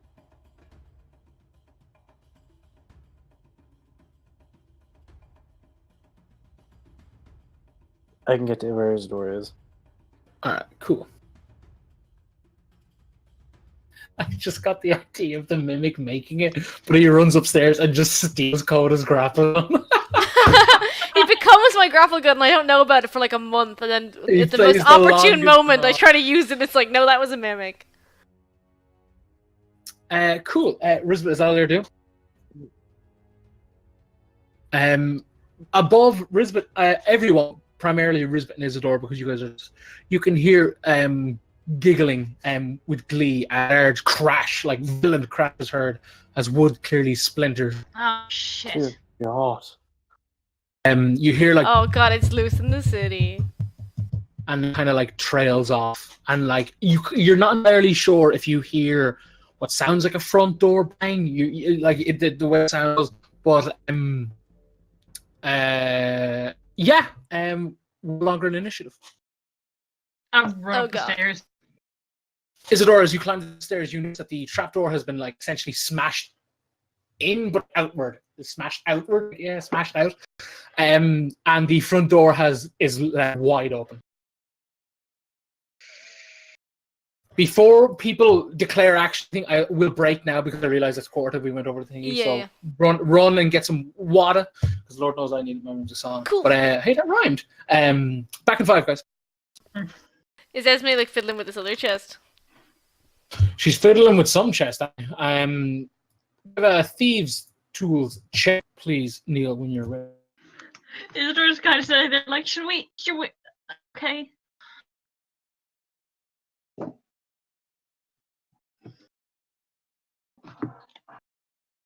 See, the thing is, I want to nip this in the bud and get this thing, but the thing is, it could be literally anything, which poses a problem. Yeah. Because there's a lot of I don't know if you know, there's a lot of objects in a city. More than 5 at a conservative estimate. Listen, I shot a cup. I know that there are objects in this city. See, we can't shoot every object in the city. We can try. I think if it doesn't get far, I think I might be able to find it. How? She like waves hands and sparks appear in between your fingers. Magic. Esme, you crack open this box. You doth see what looks like /gloves. You're unsure. boots, a very weird-looking cloak, and a set of dice. I put everything into the box except the dice. I immediately roll both of them. Thank you. They land like regular old dice. They just plop, plop, and you get a 3 and a 2. She says, "Okay, they're not the Risbit magic dice," and she just puts the stuff in the bag. She says, "We'll look at that later. Let's go and see if we can find a weird monster." It might have left a trail of destruction, which isn't a good thing. I know, but might help us find it. Actually, I can try this instead. And she casts Local Creature. Ooh. Give me them rules there, Emmy. Describe or name a creature that is familiar to you. You sense the direction of the creature's location as long as that creature is within 1,000 feet of you. If the creature is moving, you know the direction of its movement. It is currently moving. It's about 200 feet from you guys, and it's moving towards what looks like... Sorry, I'll move it to the city map so you can see. While she's doing this, can she walk and do this? Can we be running after this thing while she's going? It's this way. It's this way. Can we be going after? What Yeah. is the casting time on that spell? An action. Cool. Yeah. Then technically you may. It doesn't say anything like you're blind while you're casting this one. It's not like Oh yeah, no. like It's just a case of if I wasn't sure if it was like you have a constant update or you just know where it is. Well, the idea, I get a feeling that it's a mix of both. Because it's moving, I can know what direction it's moving in. I have a lock in it because it's moving. If you get me. I mean, it lasts for up to an hour, so you get a constant update for an hour. Yeah, so we can just keep following it. So she'll just say, okay, it's about 200 feet away. Let's go. It's running towards the watch. Why was it heading towards the watch? Okay, let's go. Oh no, was that the wrong line? Oh no, that was the original, how you get to the chief of police office. Darn it. Swimming towards the fishing company? Yep. Oh boy, let's go. It's going to turn into a fish. Oh my god, if it turned into a fish in a fishery, that is literally needle in a haystack. Well, no, I have. Well, yeah, Okay, you can let's know just where go. it is. Let's That's find true. Yeah, we're good. Find We're out okay. where that happens.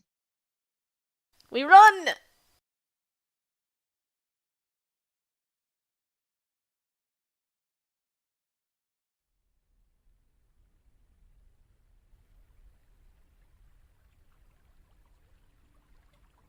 Can I have an athletics check to sprint, please? Yeah.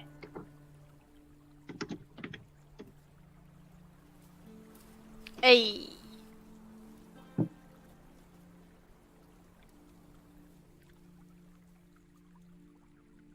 Esme trips and falls behind. It is I'll moving catch towards the up. market. It seems to be running towards the market. No, there are lots of things in the market. Another athletics check, please. I get it too. Coda trips and falls behind. Okay, just follow me, it's fine. Isadora, was that your 15? Yeah. Izzy, you land in the ever-busy marketplace, and as you almost step foot in the marketplace, the connection cuts. Why? Do I know why? Yeah, because you know that if it polymorphs into a different form, the spell no longer works. Seriously? Yeah, it's in the rules, bud. That's... Oh no. Going by its description, that's how the spell locates it. Yeah. Oh, Sorry, buddy. that's mean. So Isadora stands before a wide and vast and busy as ever marketplace. Do we catch up to her in a minute or so? Unless Izzy runs to it and she's kind of like motherfucker. I mean, she You guys- is, but she's standing Yeah. in place. Oh, if she's in place, then yes, the party locate Isadora by her colourful tone and use of words. Where is it? I don't know. It changed. It changed and it... Shit. So we just gonna shoot everything in the market one by one? Well, no, we can't. Darren, what's the last place you felt it going? Precisely. Slightly to the right, kind of like to the right when you glance over. It's like it was roughly over there. There is an individual selling like pots and vases. A person selling fishing lures of all shapes and sizes, and a kind of like an everything and anything chap, but he seems to kind of work primarily in like he certainly has a lot more books than he does have anything else. Esme says, well, they didn't seem to be all that clever or creative in that they appeared all as the main chest. Perhaps if we keep an eye out for things that look like things that should be unique.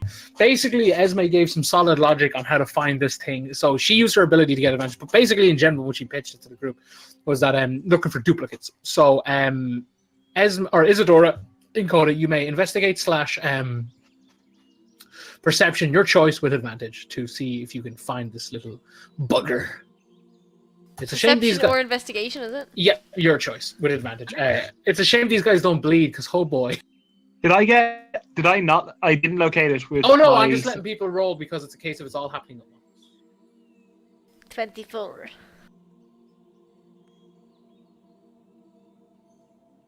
Yeah, you guys, like all three of you, kind of come to the same conclusion that the vase vendor near the.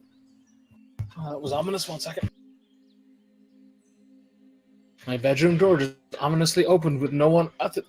But You are cursed. You have a cursed music box. You're yeah, definitely cursed. be fucking grand, lads.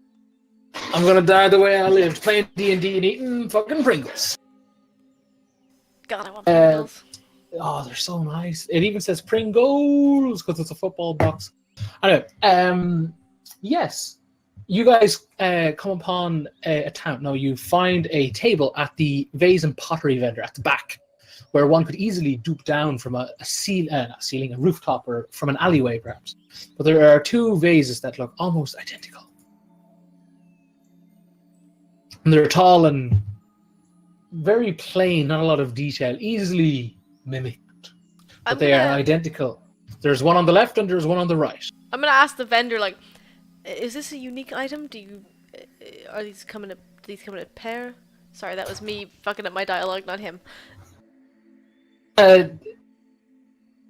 No, Laura, they come in the pair you're eating. How dare you? How dare you? Anyway. Compare you. Yeah, I'm gonna point those out and ask, are they like a set? Are they identical, or is this a unique item? Like, I'm gonna draw his attention to this and ask him. This individual is like facing away from you, but as he rotates around, he's got like one squinty eye and like a pipe out of his mouth, like a Popeye pipe, and he's kind of, huh? And he's like, oh, that's pretty good. Yeah, I'll sell it to you. I was How just asking. much?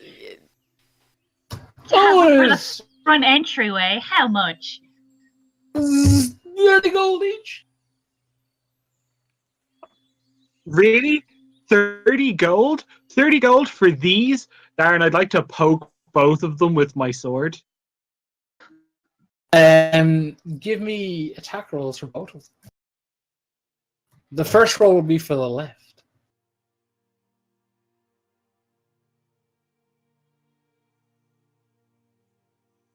The pot on the left is pushed over and shatters. The pot on the right sticks to Esme's sword. Esme, you are grappled as it whips around you. He's like, oh, my pot, oh God, what's that? Oh my god, this creature destroyed your pot! He just pointed at me. He's like, she broke my pot off, sir. No, this monster did. This monster broke the pot. He's like, no, you're right. Fucking pot! He's like, that little lady saw, she's calling this lady a monster for what she did. Okay, you know what? I changed my mind. Shut up and get it. We gotta fight this thing. And we're not paying. So, who's doing what, lads? I'm gonna shoot the vase that's eating Esme. Cool. Roll, please. Can I have damage, Coda? 24. There's a Coda, like, quick draws from the hip, like, boom! the bullets fly through and hit true. The echoes of the dual revolver shots ring out across the marketplace. Oh boy. The once bright and bustling market comes to a complete silent standstill as they all turn to see what the hell just made this like unknown noise to them. The mimic collapses to the ground dead. I want to quick draw, like quick store my revolver away again, like kind of take it out, shoot, and put it away. Like I'm reverse quick drawing. People like all around you, eyes are just locked on the party, and they're just like, and you can hear like the running of heavy boots on cobble, most likely the kappas. Is the mimic corpse still lying on the like? Oh yeah, it's like spread out and all gooey and. Esme just says into the ring, "Is like, guys, how many names were on that list of cops?" Any? Say that again. First of all, I said too many. Second of all, I said you're the only one who had a proper look at it. 20 or 30. Okay. Boy. Darren, which direction are the boots coming from? They're coming from the left. Cool. I gotta just turn towards the sound of the boots. I'm gonna suggest we go the opposite way of the boots. Shh, I have an idea. So, Esme, you turn to face the boots. Cody, you suggest running, but do you? Well, I mean, if she's turning to face them, I'm not gonna leave her, so no. Oh, okay, yeah, no, that's cool. I'm just asking, Isadora, are you content to stand side by side with your buddy? Yes, what I want to make sure is that the mimic corpse is in view. Yeah, cool. Barreling towards the party is a very robust dwarf man brandishing what looks like a heavy crossbow, and a very tall and lanky human. And he's like, whoa, hey, what's going on here? Like guards? Yep. In the Police! This vase attempted to eat me!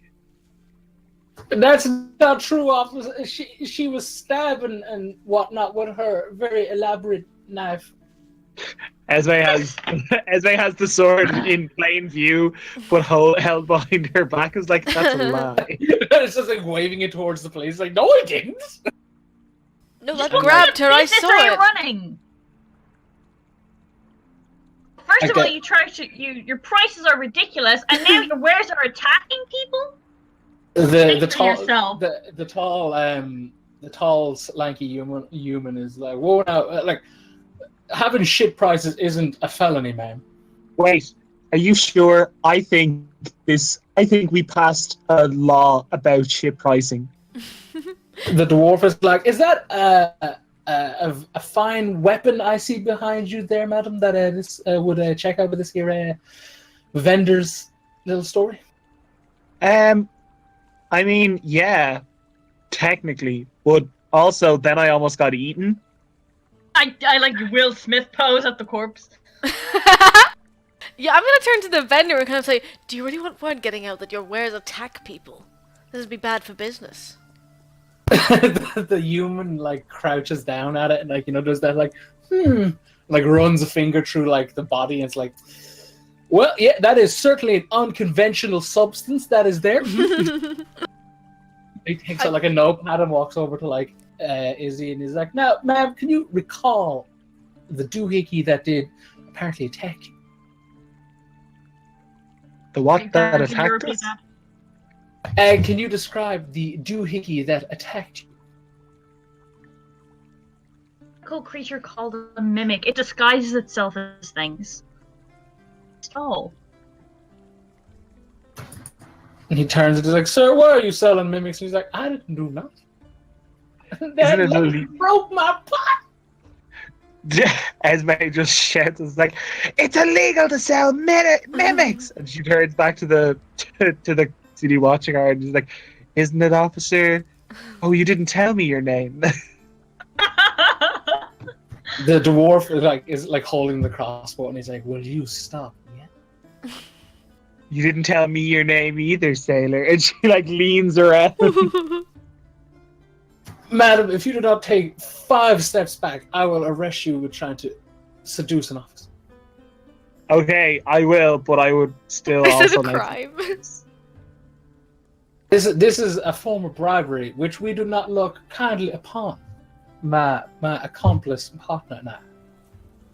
You seem to have a strong code of morals and ethics, and really care about this town.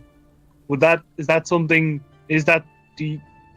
Am I reading the situation correctly? The dwarf looks at Esme and then looks at the human. He's like, Eli? And he's like, Jonathan? He's like, is she sassy? He's like, I think she is, Jonathan. I think she is too, Eli. I think she's sassy. Hey, Darren. So, Oh, yeah. remember when we were all the way back in Watch HQ? Yes. And we encountered that, we'll call them a strange individual. Yes. I think these are not similarly strange individuals, are they? No, they definitely look like they lack the requirements. Garen, can I turn to the vendor again and kind of say, you really want to press charges over this pot? The whole market is going to know that your wares attacked people. I think it'd be better if we just settle this quietly. Don't you? Persuasion. Ooh, 15. It's like, wait, you got a point there. If you bring this up in front of the whole market, everyone's going to look over and see you've got a corpse in your stall that just attacked a customer. It's probably better for everyone if we just quietly move on from this. Quick, Coda, make him pay us to take away the body. Can I have another persuasion roll, Coda?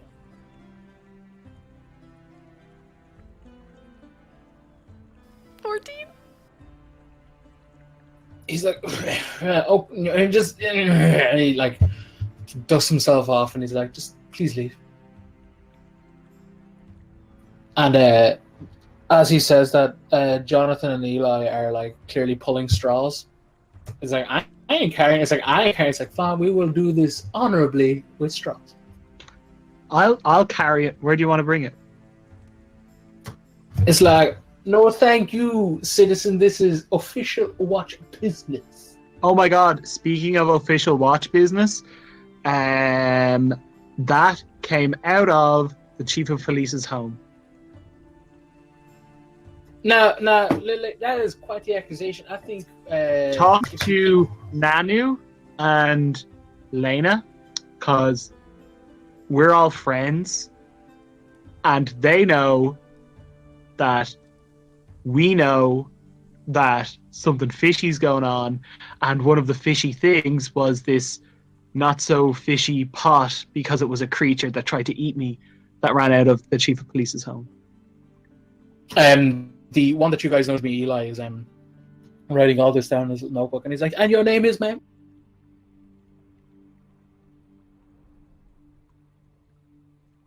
Esme Nilo. He was like, do I want to go for the joke? It's like, no, I should probably not.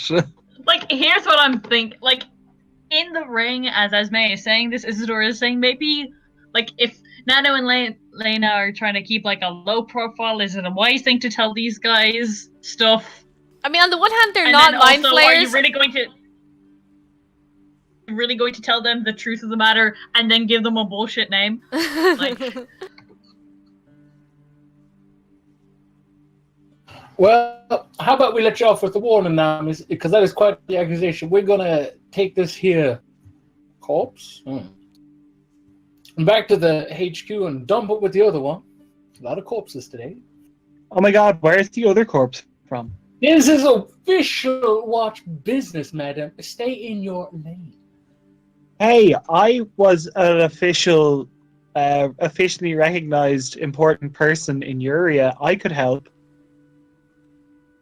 We used to do watch business for them. We're pretty good at what we do. Come on, Eli. Come on. He puts a hand up and he's like, Yeah. I don't care. But we will return this body to the other one. Well, put it the other one. And then we will get in touch with dearest Nanu and Lena, and then we will see what the chief has to say about these accusations.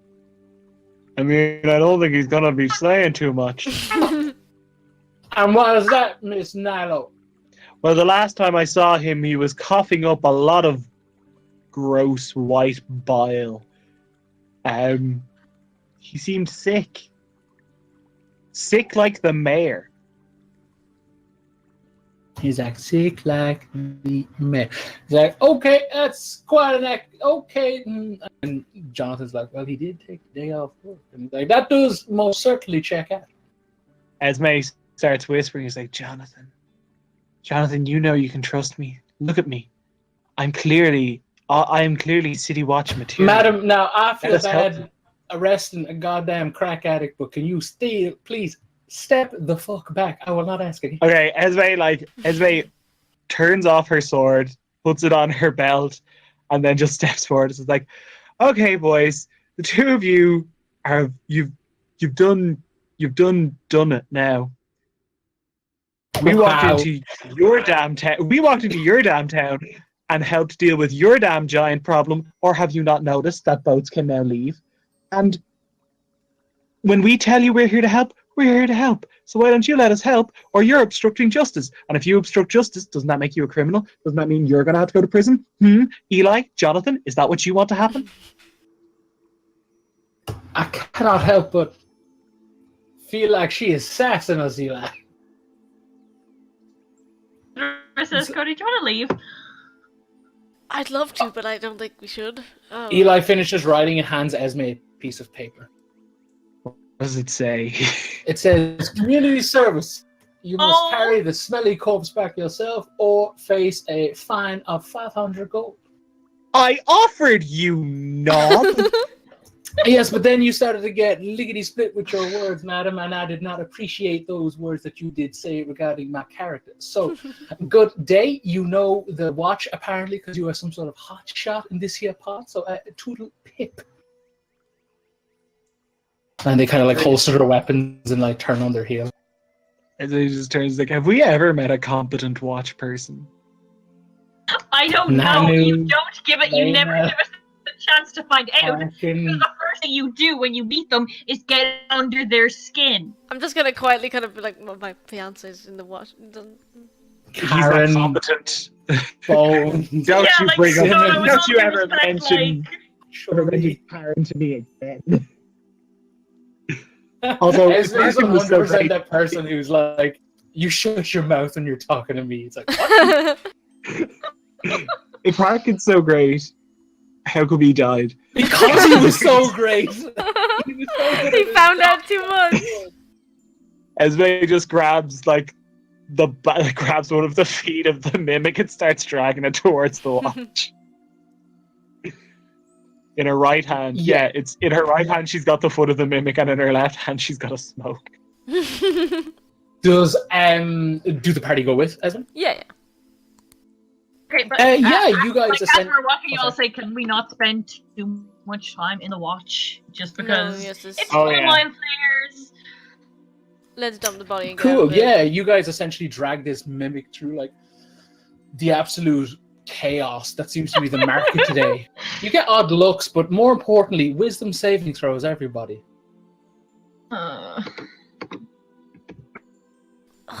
God.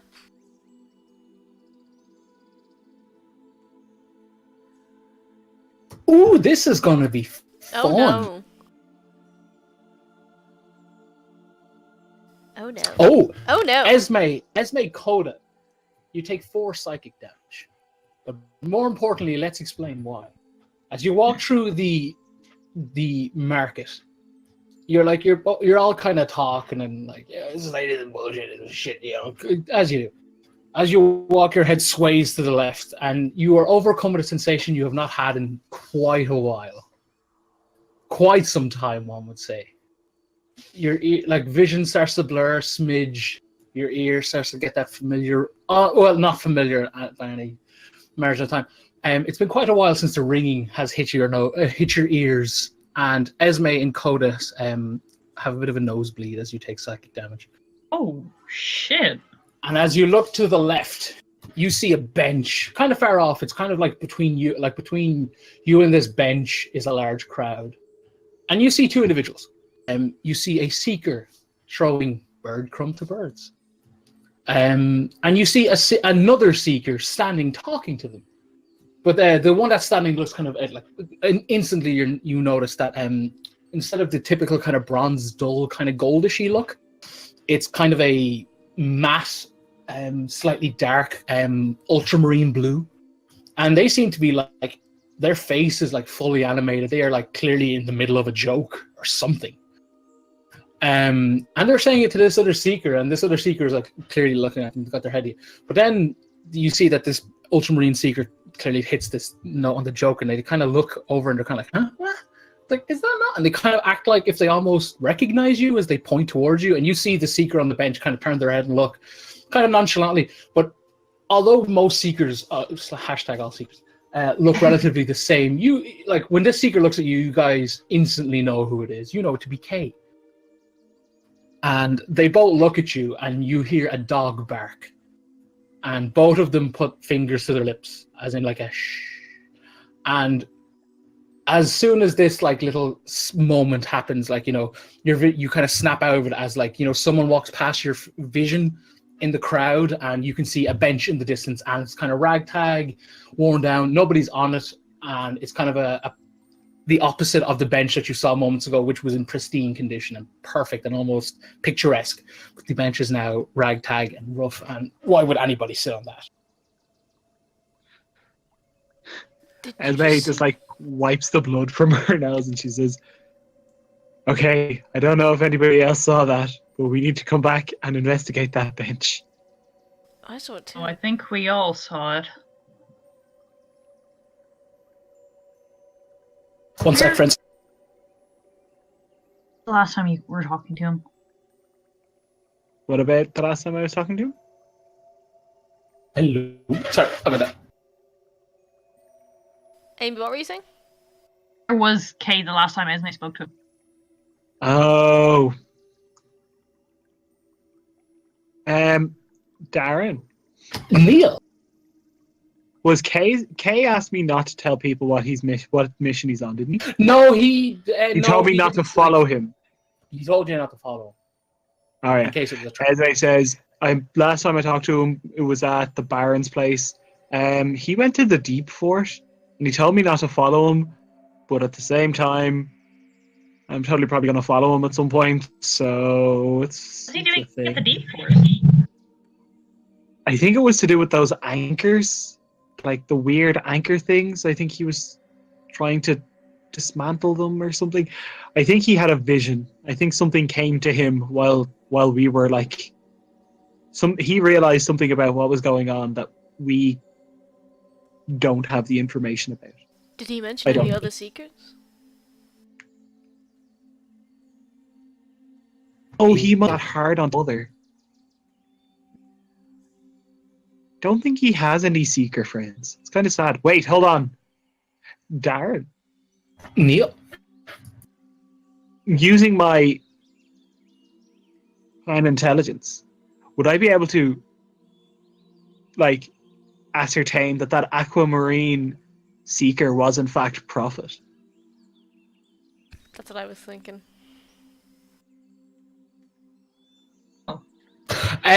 No, because you guys will remember that when Oliver talked of Prophet ages ago, he described him as a dark-robed, black matte painted seeker. Oh, that reminds me of that being a general problem. Also, I don't know where Oliver is, so He in character, you guys would know he's back at the house with Alex and Red. that's equally concerning. Let's just take this. Let's just take the corpse to the watch and see the other corpse.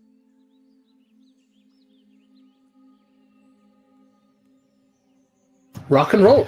You guys continue on your way. You approach the city watch, and as you go inside, there is a tall wood elf woman behind the counter, and she's like, "What's that?" Eli and Jonathan told us to bring the corpse here or else go to jail. And we were told to put it with the other corpse. So where's the corpse pile, lady?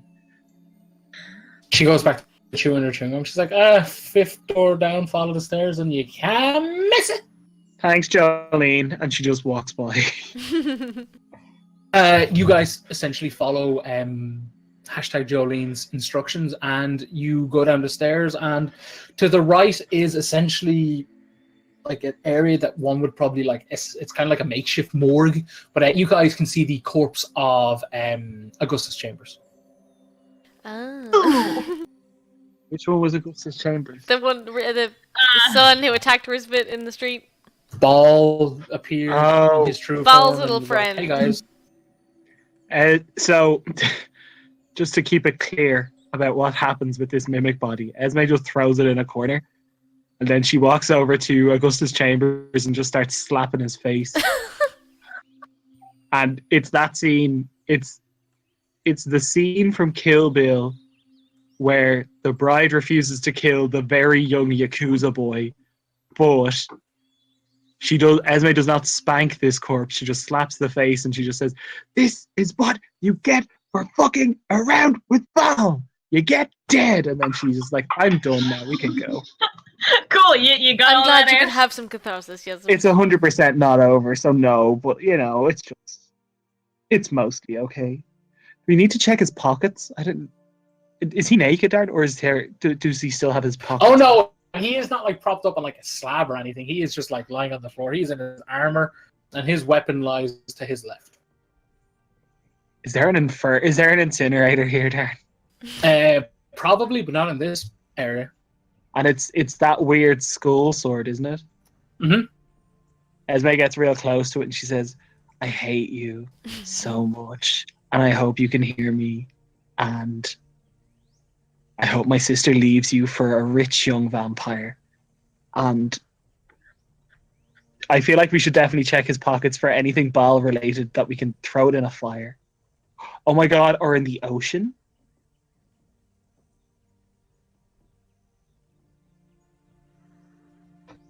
Well, I'm gonna check his pockets, Darren.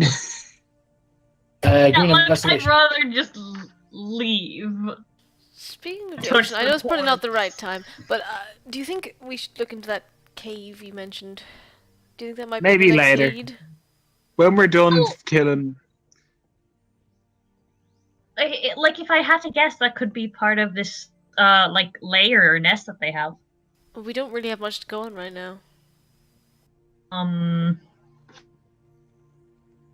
Actually, is that, like, the next... Is that the next sort of step? Like, I know we have to meet up with, Nanu and all of them, but, Sorry, what time of day is it now, Darren? Like 2 p.m. ish. Well, we're 3 not meeting p.m. them till the evening. We could have a look down at the coast, see if we can find any caves. I just can't think of much else we could look into right now. we'll need to go to the Albatross and tell the others code to word, yes. move down to with Miriam. Move down to the other bar just to get them out of there. Isadora, can I ask you one last favor, please?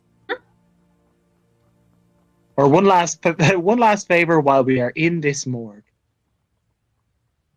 Can you detect magic on that sword to make sure that we don't need to dispose of it so it does not fall into some stupid mind flayer's hands? and shall I detect magic on the sword? Yeah, no, it lights up with pretty much every school of magic. I'd put the fucking sword in the bag. I mean, I have to assume if it's a like sort of a god-given weapon, it's gonna be enchanted regardless. It's a good idea to get rid of it. Hmm. Yeah, no. I 100% knew it was going to be. It was more just like, it's more just Perhaps- Esme being like, does this work this way? I don't know. But if Perhaps it the is, we're going to have torchbearers to... know some sort of ritual or way to dispose of it that will nullify it. Or the ocean, you know? Or the We're right well, by then the you ocean. might have sort of a sea creature ball situation, which sounds terrifying. Yeah, but we can't go in the sea, so we're safe on land. We may have to get to those caves. You don't know. Oh. I don't know. Oh. Let's get out of here. I hate I don't like the being city in a watch. morgue. I don't like this. Well, tough. Stop being such a whiner, and Esme leaves. What is your destination? So I guess we'll go back through the market towards the Albatross to get the torchbearers. As we walk through the Watch HQ, Esme is just like, "Where are we going to take our big juicy brains, friends? Let us take our big juicy brains somewhere that we can make them bigger and juicier, that they Okay, might be a delectable meal. Let's hang around the market at night Ooh, and hope actually- no one finds us." We do have that other lead. We had the chess club meeting thing we could go to later this evening. Remember there was Oh like I yeah! forgot about that. We could do that too. We can go shout about how smart we are outside an alleyway and then go play chess. You mean, whatever works. It's one of two leads. We have the caves and we have the chess club meeting. So like we could try both those avenues.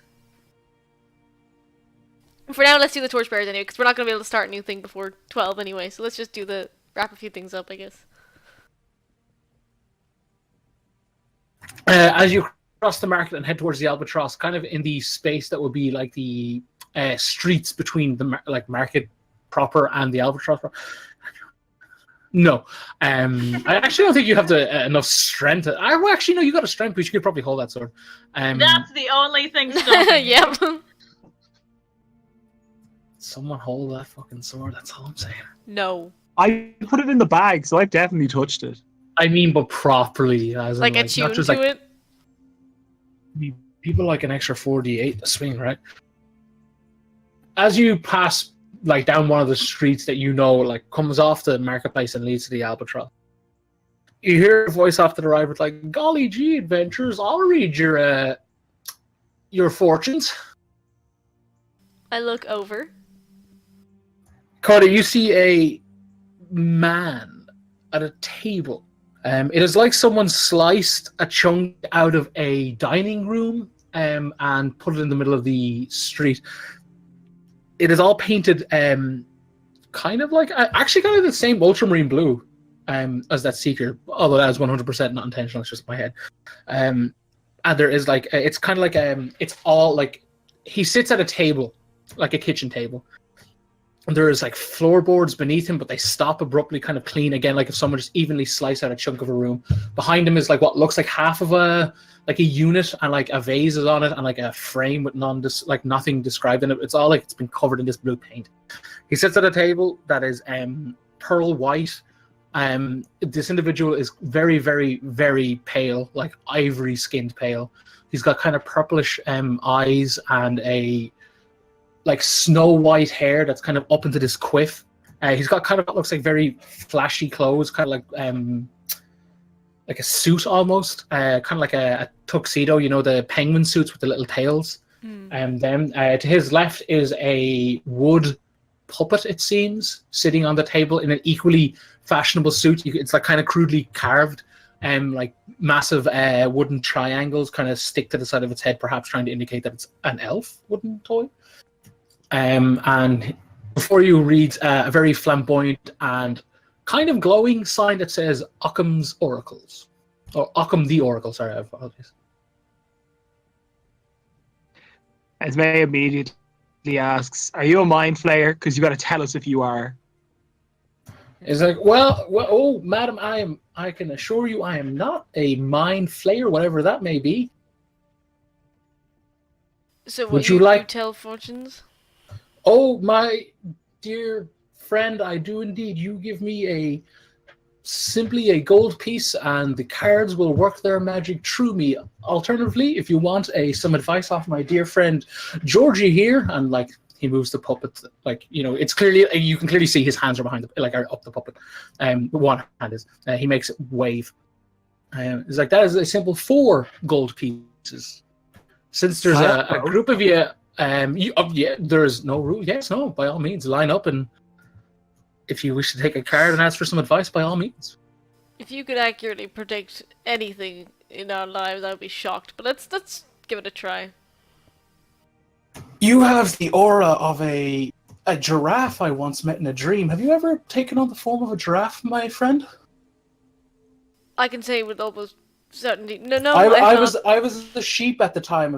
If that aids your memory. I've never met any sheep while I was a giraffe in a dream. No, sorry. You must be mistaken. All right, then, my mistake. So what'll it be? I'll give him a gold first. Let's see one of these cards. And when you like go to give him the gold, he puts forward a little pot that kind of looks like an ashtray, and he's like, "By all means, friend, put that gold in the pot." Yeah, I put the gold in the pot.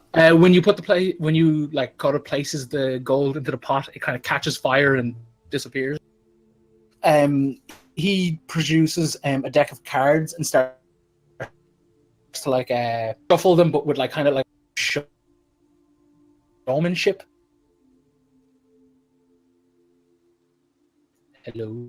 Yeah, sorry, you were breaking up a bit. What's up? Yeah, I saw my kind of shuffling them. And you know that whole like he has his hands too really far apart, and he's like shooting them to the other hand, Yeah. and like it's very flashy. But he spins them around and like essentially holds them towards Coda, like face down. You can only see the back of them, which all have an eye on the back. It's just a plain white card. Oh yeah, plain white card with a singular black stencil of an eye. Coda, can I have a D20 roll, please? Just flat. That's an 8. An 8. Okay, 1 second. He's kind of interested but skeptical. Shocked. You made a deal with the devil.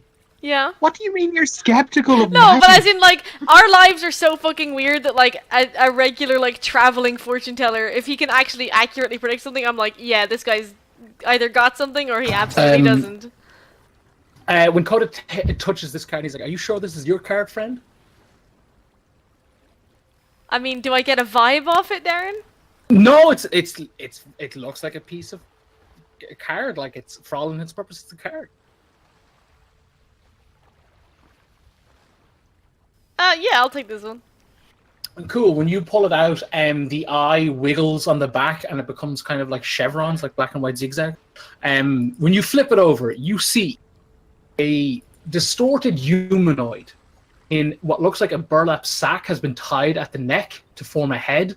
It's got straw, spindly arms. It seems like it's been drawn with a really spindly piece of ink, perhaps dipped in a stick or something. It's got a 43 written on the center of the bag. The 4 is written upright correctly. The 3 is written backwards, as if you're meant to turn the bag upside down to read it correctly. But if doing so would mean the 4 is upside down. The background is just loads of lines distorted. A being seems to be standing on what looks like wooden floorboards, perhaps a table, you're not sure. A small, ominous puddle, perhaps, seems to leak out from underneath this bag. You are unsure what it is, as it is all in black and white. The name, the effigy, stands at the bottom. So what does this tell you about my fortune? And he's like, my good friend, the effigy, that's a doozy. And he begins to list off several things. He's like, August, a sexual problem, assailed honor, unpleasant secrets, amnesia, broken hopes, rashness, clouded mentality, abrasions, financial losses, and finally an accident in a tavern.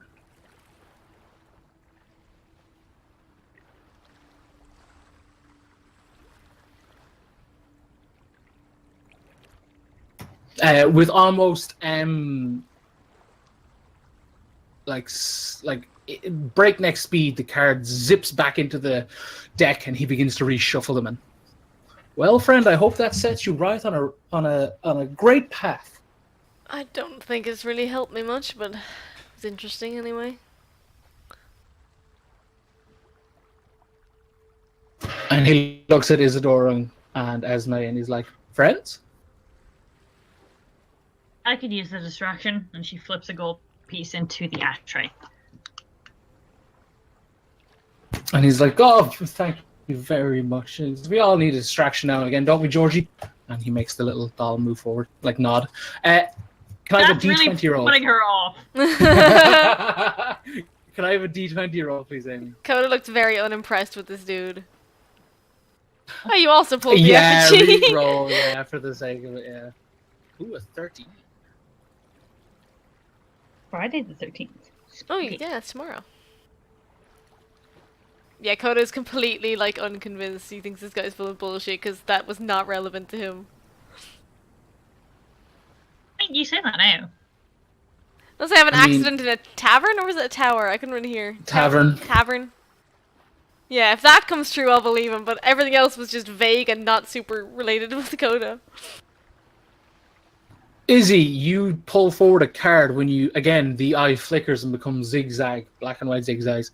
As you flip it over, you see what looks like a very scratchy drawing of a night sky. A singular item sits atop it, a blaze, a head, a face. The title, The Burning Head, lies at the bottom. And he's like, ah, yes, the burning head. He's like, Sunday, bafflement, a loss of saliva, a forged deed. You will land at an impasse. A boating accident, delayed desires, wandering sickness, evil companions, impeding doom and despondency. And the card like zips back up into the deck.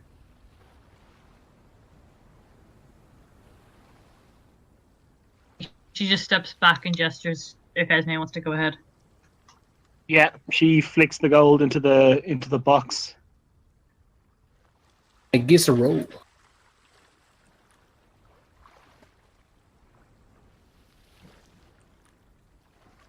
That's my girl. Esme, again, you pull the card out, the zigzags appear, you flip it over. Before you is a card that is mostly ink blotches. On the sides look like etched squares. It's only after when you stare at it for a couple of seconds you realize that it's a very rough depiction of what looks like a tunnel. Darkness sits inside it. Beneath this lies the words, the tunnel. And he's like, ah, the tunnel. He's like, Monday, sexual disturbance, a swindle, loss of wits, disease of the blood, angst, false truth, an irrational project, an unpleasant discovery, bad luck, an execution, boredom, finally panic. It sounds accurate. What's the and what can your friend Georgie tell me for the rest? And she like drops the 4 gold into the box. And he's like, oh my, such generous friends we have today. And he's like, well, Georgie, tell the lady. And like Georgie like shakes his head left to right. And he's like, okay, tell me, Georgie. And he leans in like it. And he makes the doll move to his ear. And he's like wait, what? Really? He's like, okay. And he's like, Madam, Georgie wants to relate to you through verbal conversation that when given the option of the blue, yellow, and red crystal, shatter the red if you wish to succeed. She keeps that in. She like nods and says, "I'll keep that in mind, Georgie." Coda looks kind of interested at this because that sounds actually relevant. So he slides like a 4 gold over to the puppet. Again, he's like, "Well, Georgie, tell the nice man." And he's like, sorry. He gets staged for, like, leans and he's like, oh, that's very violent, George. Okay. Well, I'm not going to go into that much detail. He looks at Coda and he's like, my friend, I believe hard-working, honest, heartfelt people, Georgie, descend into the shadow lion's den, and I'm afraid they don't come out.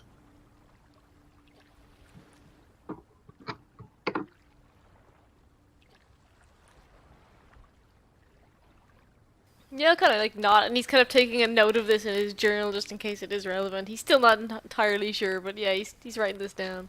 He nods and he's like, I can understand it's cryptic, but I think if you go to the Shadow Lion's Den now, you might be able to save those honest people. Don't suppose Georgie knows where the Shadow Lion's Den is. I'm afraid that's how Georgie works, my friend. He is a curious but wonderful being. And Georgie waves. But you see his hand doesn't move when he does that. Isidora will step forward with Edward and hand over 4 gold.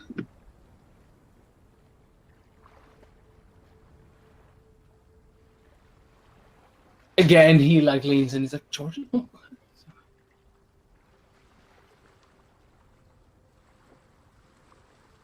And he looks up and he's like, all right. And looks back over to Izzy. He's like, you will come upon a weary traveler who, for all intents and purposes, might mean you harm, but you must persist and trust that they mean well, and the metal brethren Darren, will abide. What? all that you were cutting out a little bit. Where are you traveling? Everyone's cutting out. I hate Discord. I got most of that, I think. Hold Who on. might mean us harm, but we have to trust they won't. Yeah. Well. Yeah. You have to. Oh shit! I can't remember how I fucking phrase it now. Yeah, essentially, meet a weary traveler that will, all intents and purposes, look like they mean you harm, but have faith, and they will become an ally. Essentially.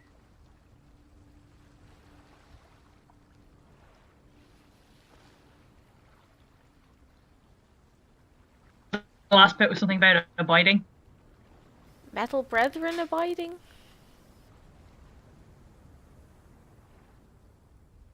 And more put out by this, and she like thanks him quietly and then steps back again. Yeah, I'll thank him as well. Esme says, "What was it? It's Occam, is it?" Darren, are you talking? 'Cause we can't hear you.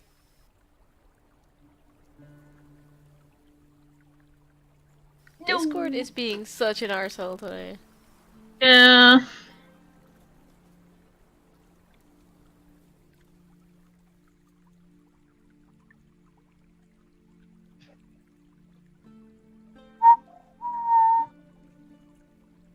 It's Friday the 13th plus Mercury retrograde equals bad day. Oh god. Oh yeah, it's now officially Friday the 13th. And my cat is sitting on my notebook. Thanks, buddy. Yeah, that is what I'm trying to look at. Thanks. Yeah, you know exactly where to sit to annoy me. Duran? Yeah, he doesn't seem And to Duran. Darren? Darren! Darren! Was Izzy's like spookily like relevant to her or something? No, it doesn't. It doesn't make sense for anything in context, but it's something that could very possibly be true. Right, yeah. Metal brethren will abide. She's Oh, the shit. advice? Yeah, the advice all sounded pretty real. It was like the cards, I was kind of like, yeah, no, bullshit. Mine was great because mine was literally just like, just hit the red one. I was like, okay. I really hope there's a really compelling reason not to hit the red one. I don't know if Darren can hear us. Darren, if you can hear us, we can all hear each other okay? It's just you I can't hear. I don't think you can hear.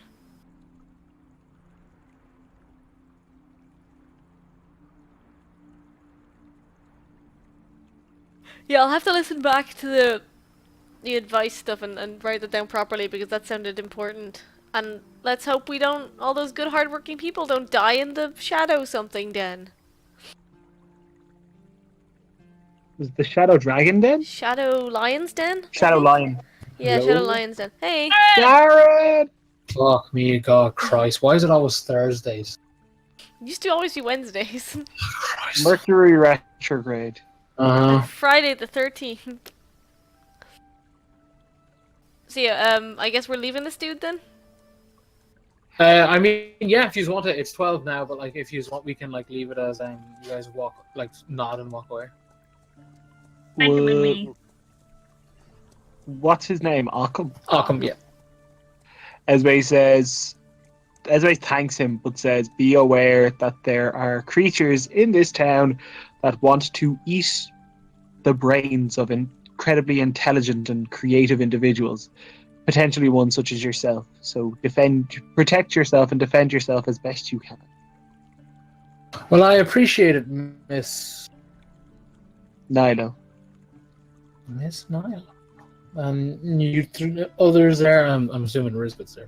You know what I mean? Isadora. Coda. He's like, ma'am, sir.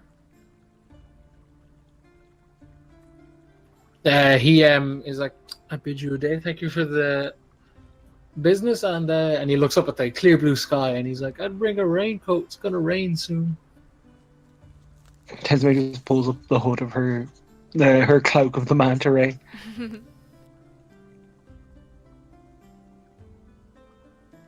But yeah, essentially, right, we'll leave it there. But where are we going? We'll leave it on. What's your destination, guys? The albatross. Albatross. Okay. Yeah. As you guys essentially enter, we'll leave it now. Sorry. You guys enter, and you can see Vigilance is like working in a booth off to the side. She's like drawing over something with like a load of ink. Like she seems to be like doing something, like with a piece of parchment and utensils. And from across the bar, you see, hey, are you the guys who got rid of the giants? And from across the bar, behind the bar itself, is what looks like a tall, strapping woman with blue skin, elven ears, and kind of like pale sky blue hair tied back in a ponytail. Yes. And she's like, well, I'm Miss Baltimore and I own this establishment, so we got a lot of talking to do. This is new. I thought someone else owned this establishment. Or am I just going crazy? You're definitely I thought it was the halfling lady. No, Boudin definitely said the really tall half snow elf lady owned the albatross. Oh, that was mentioned. Yeah. Do we not potentially We now own this the place. albatross? Oh my god. Well, we'll talk to her next week. Yeah, fun. We're business owners. It's not good. We're not good at that. I mean, don't worry, Cody. Don't worry, Cody. You've pulled the something will go wrong in a tavern bar or a card. Oh my god, yeah. It Yeah, turns the into- bad it's thing is always that someone funny. gave Coda responsibility and like stuff. It's going to Go be to a bar. $100 We're gonna turn it into million It's Always dollar Sunny. baby. Oh my god, yes, there's 4 of us. We own a bar now. It's always sunny. We're doing it.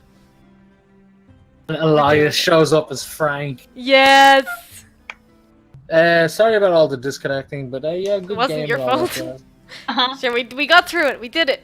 We did. We got to the albatross. So yeah, next week, We'll make some business plans. make some business plans. You have to rendezvous with the Nanu and crew. Okay, guys. Go to you. Night, guys. Okay. Good night. Hey, guys. Adios.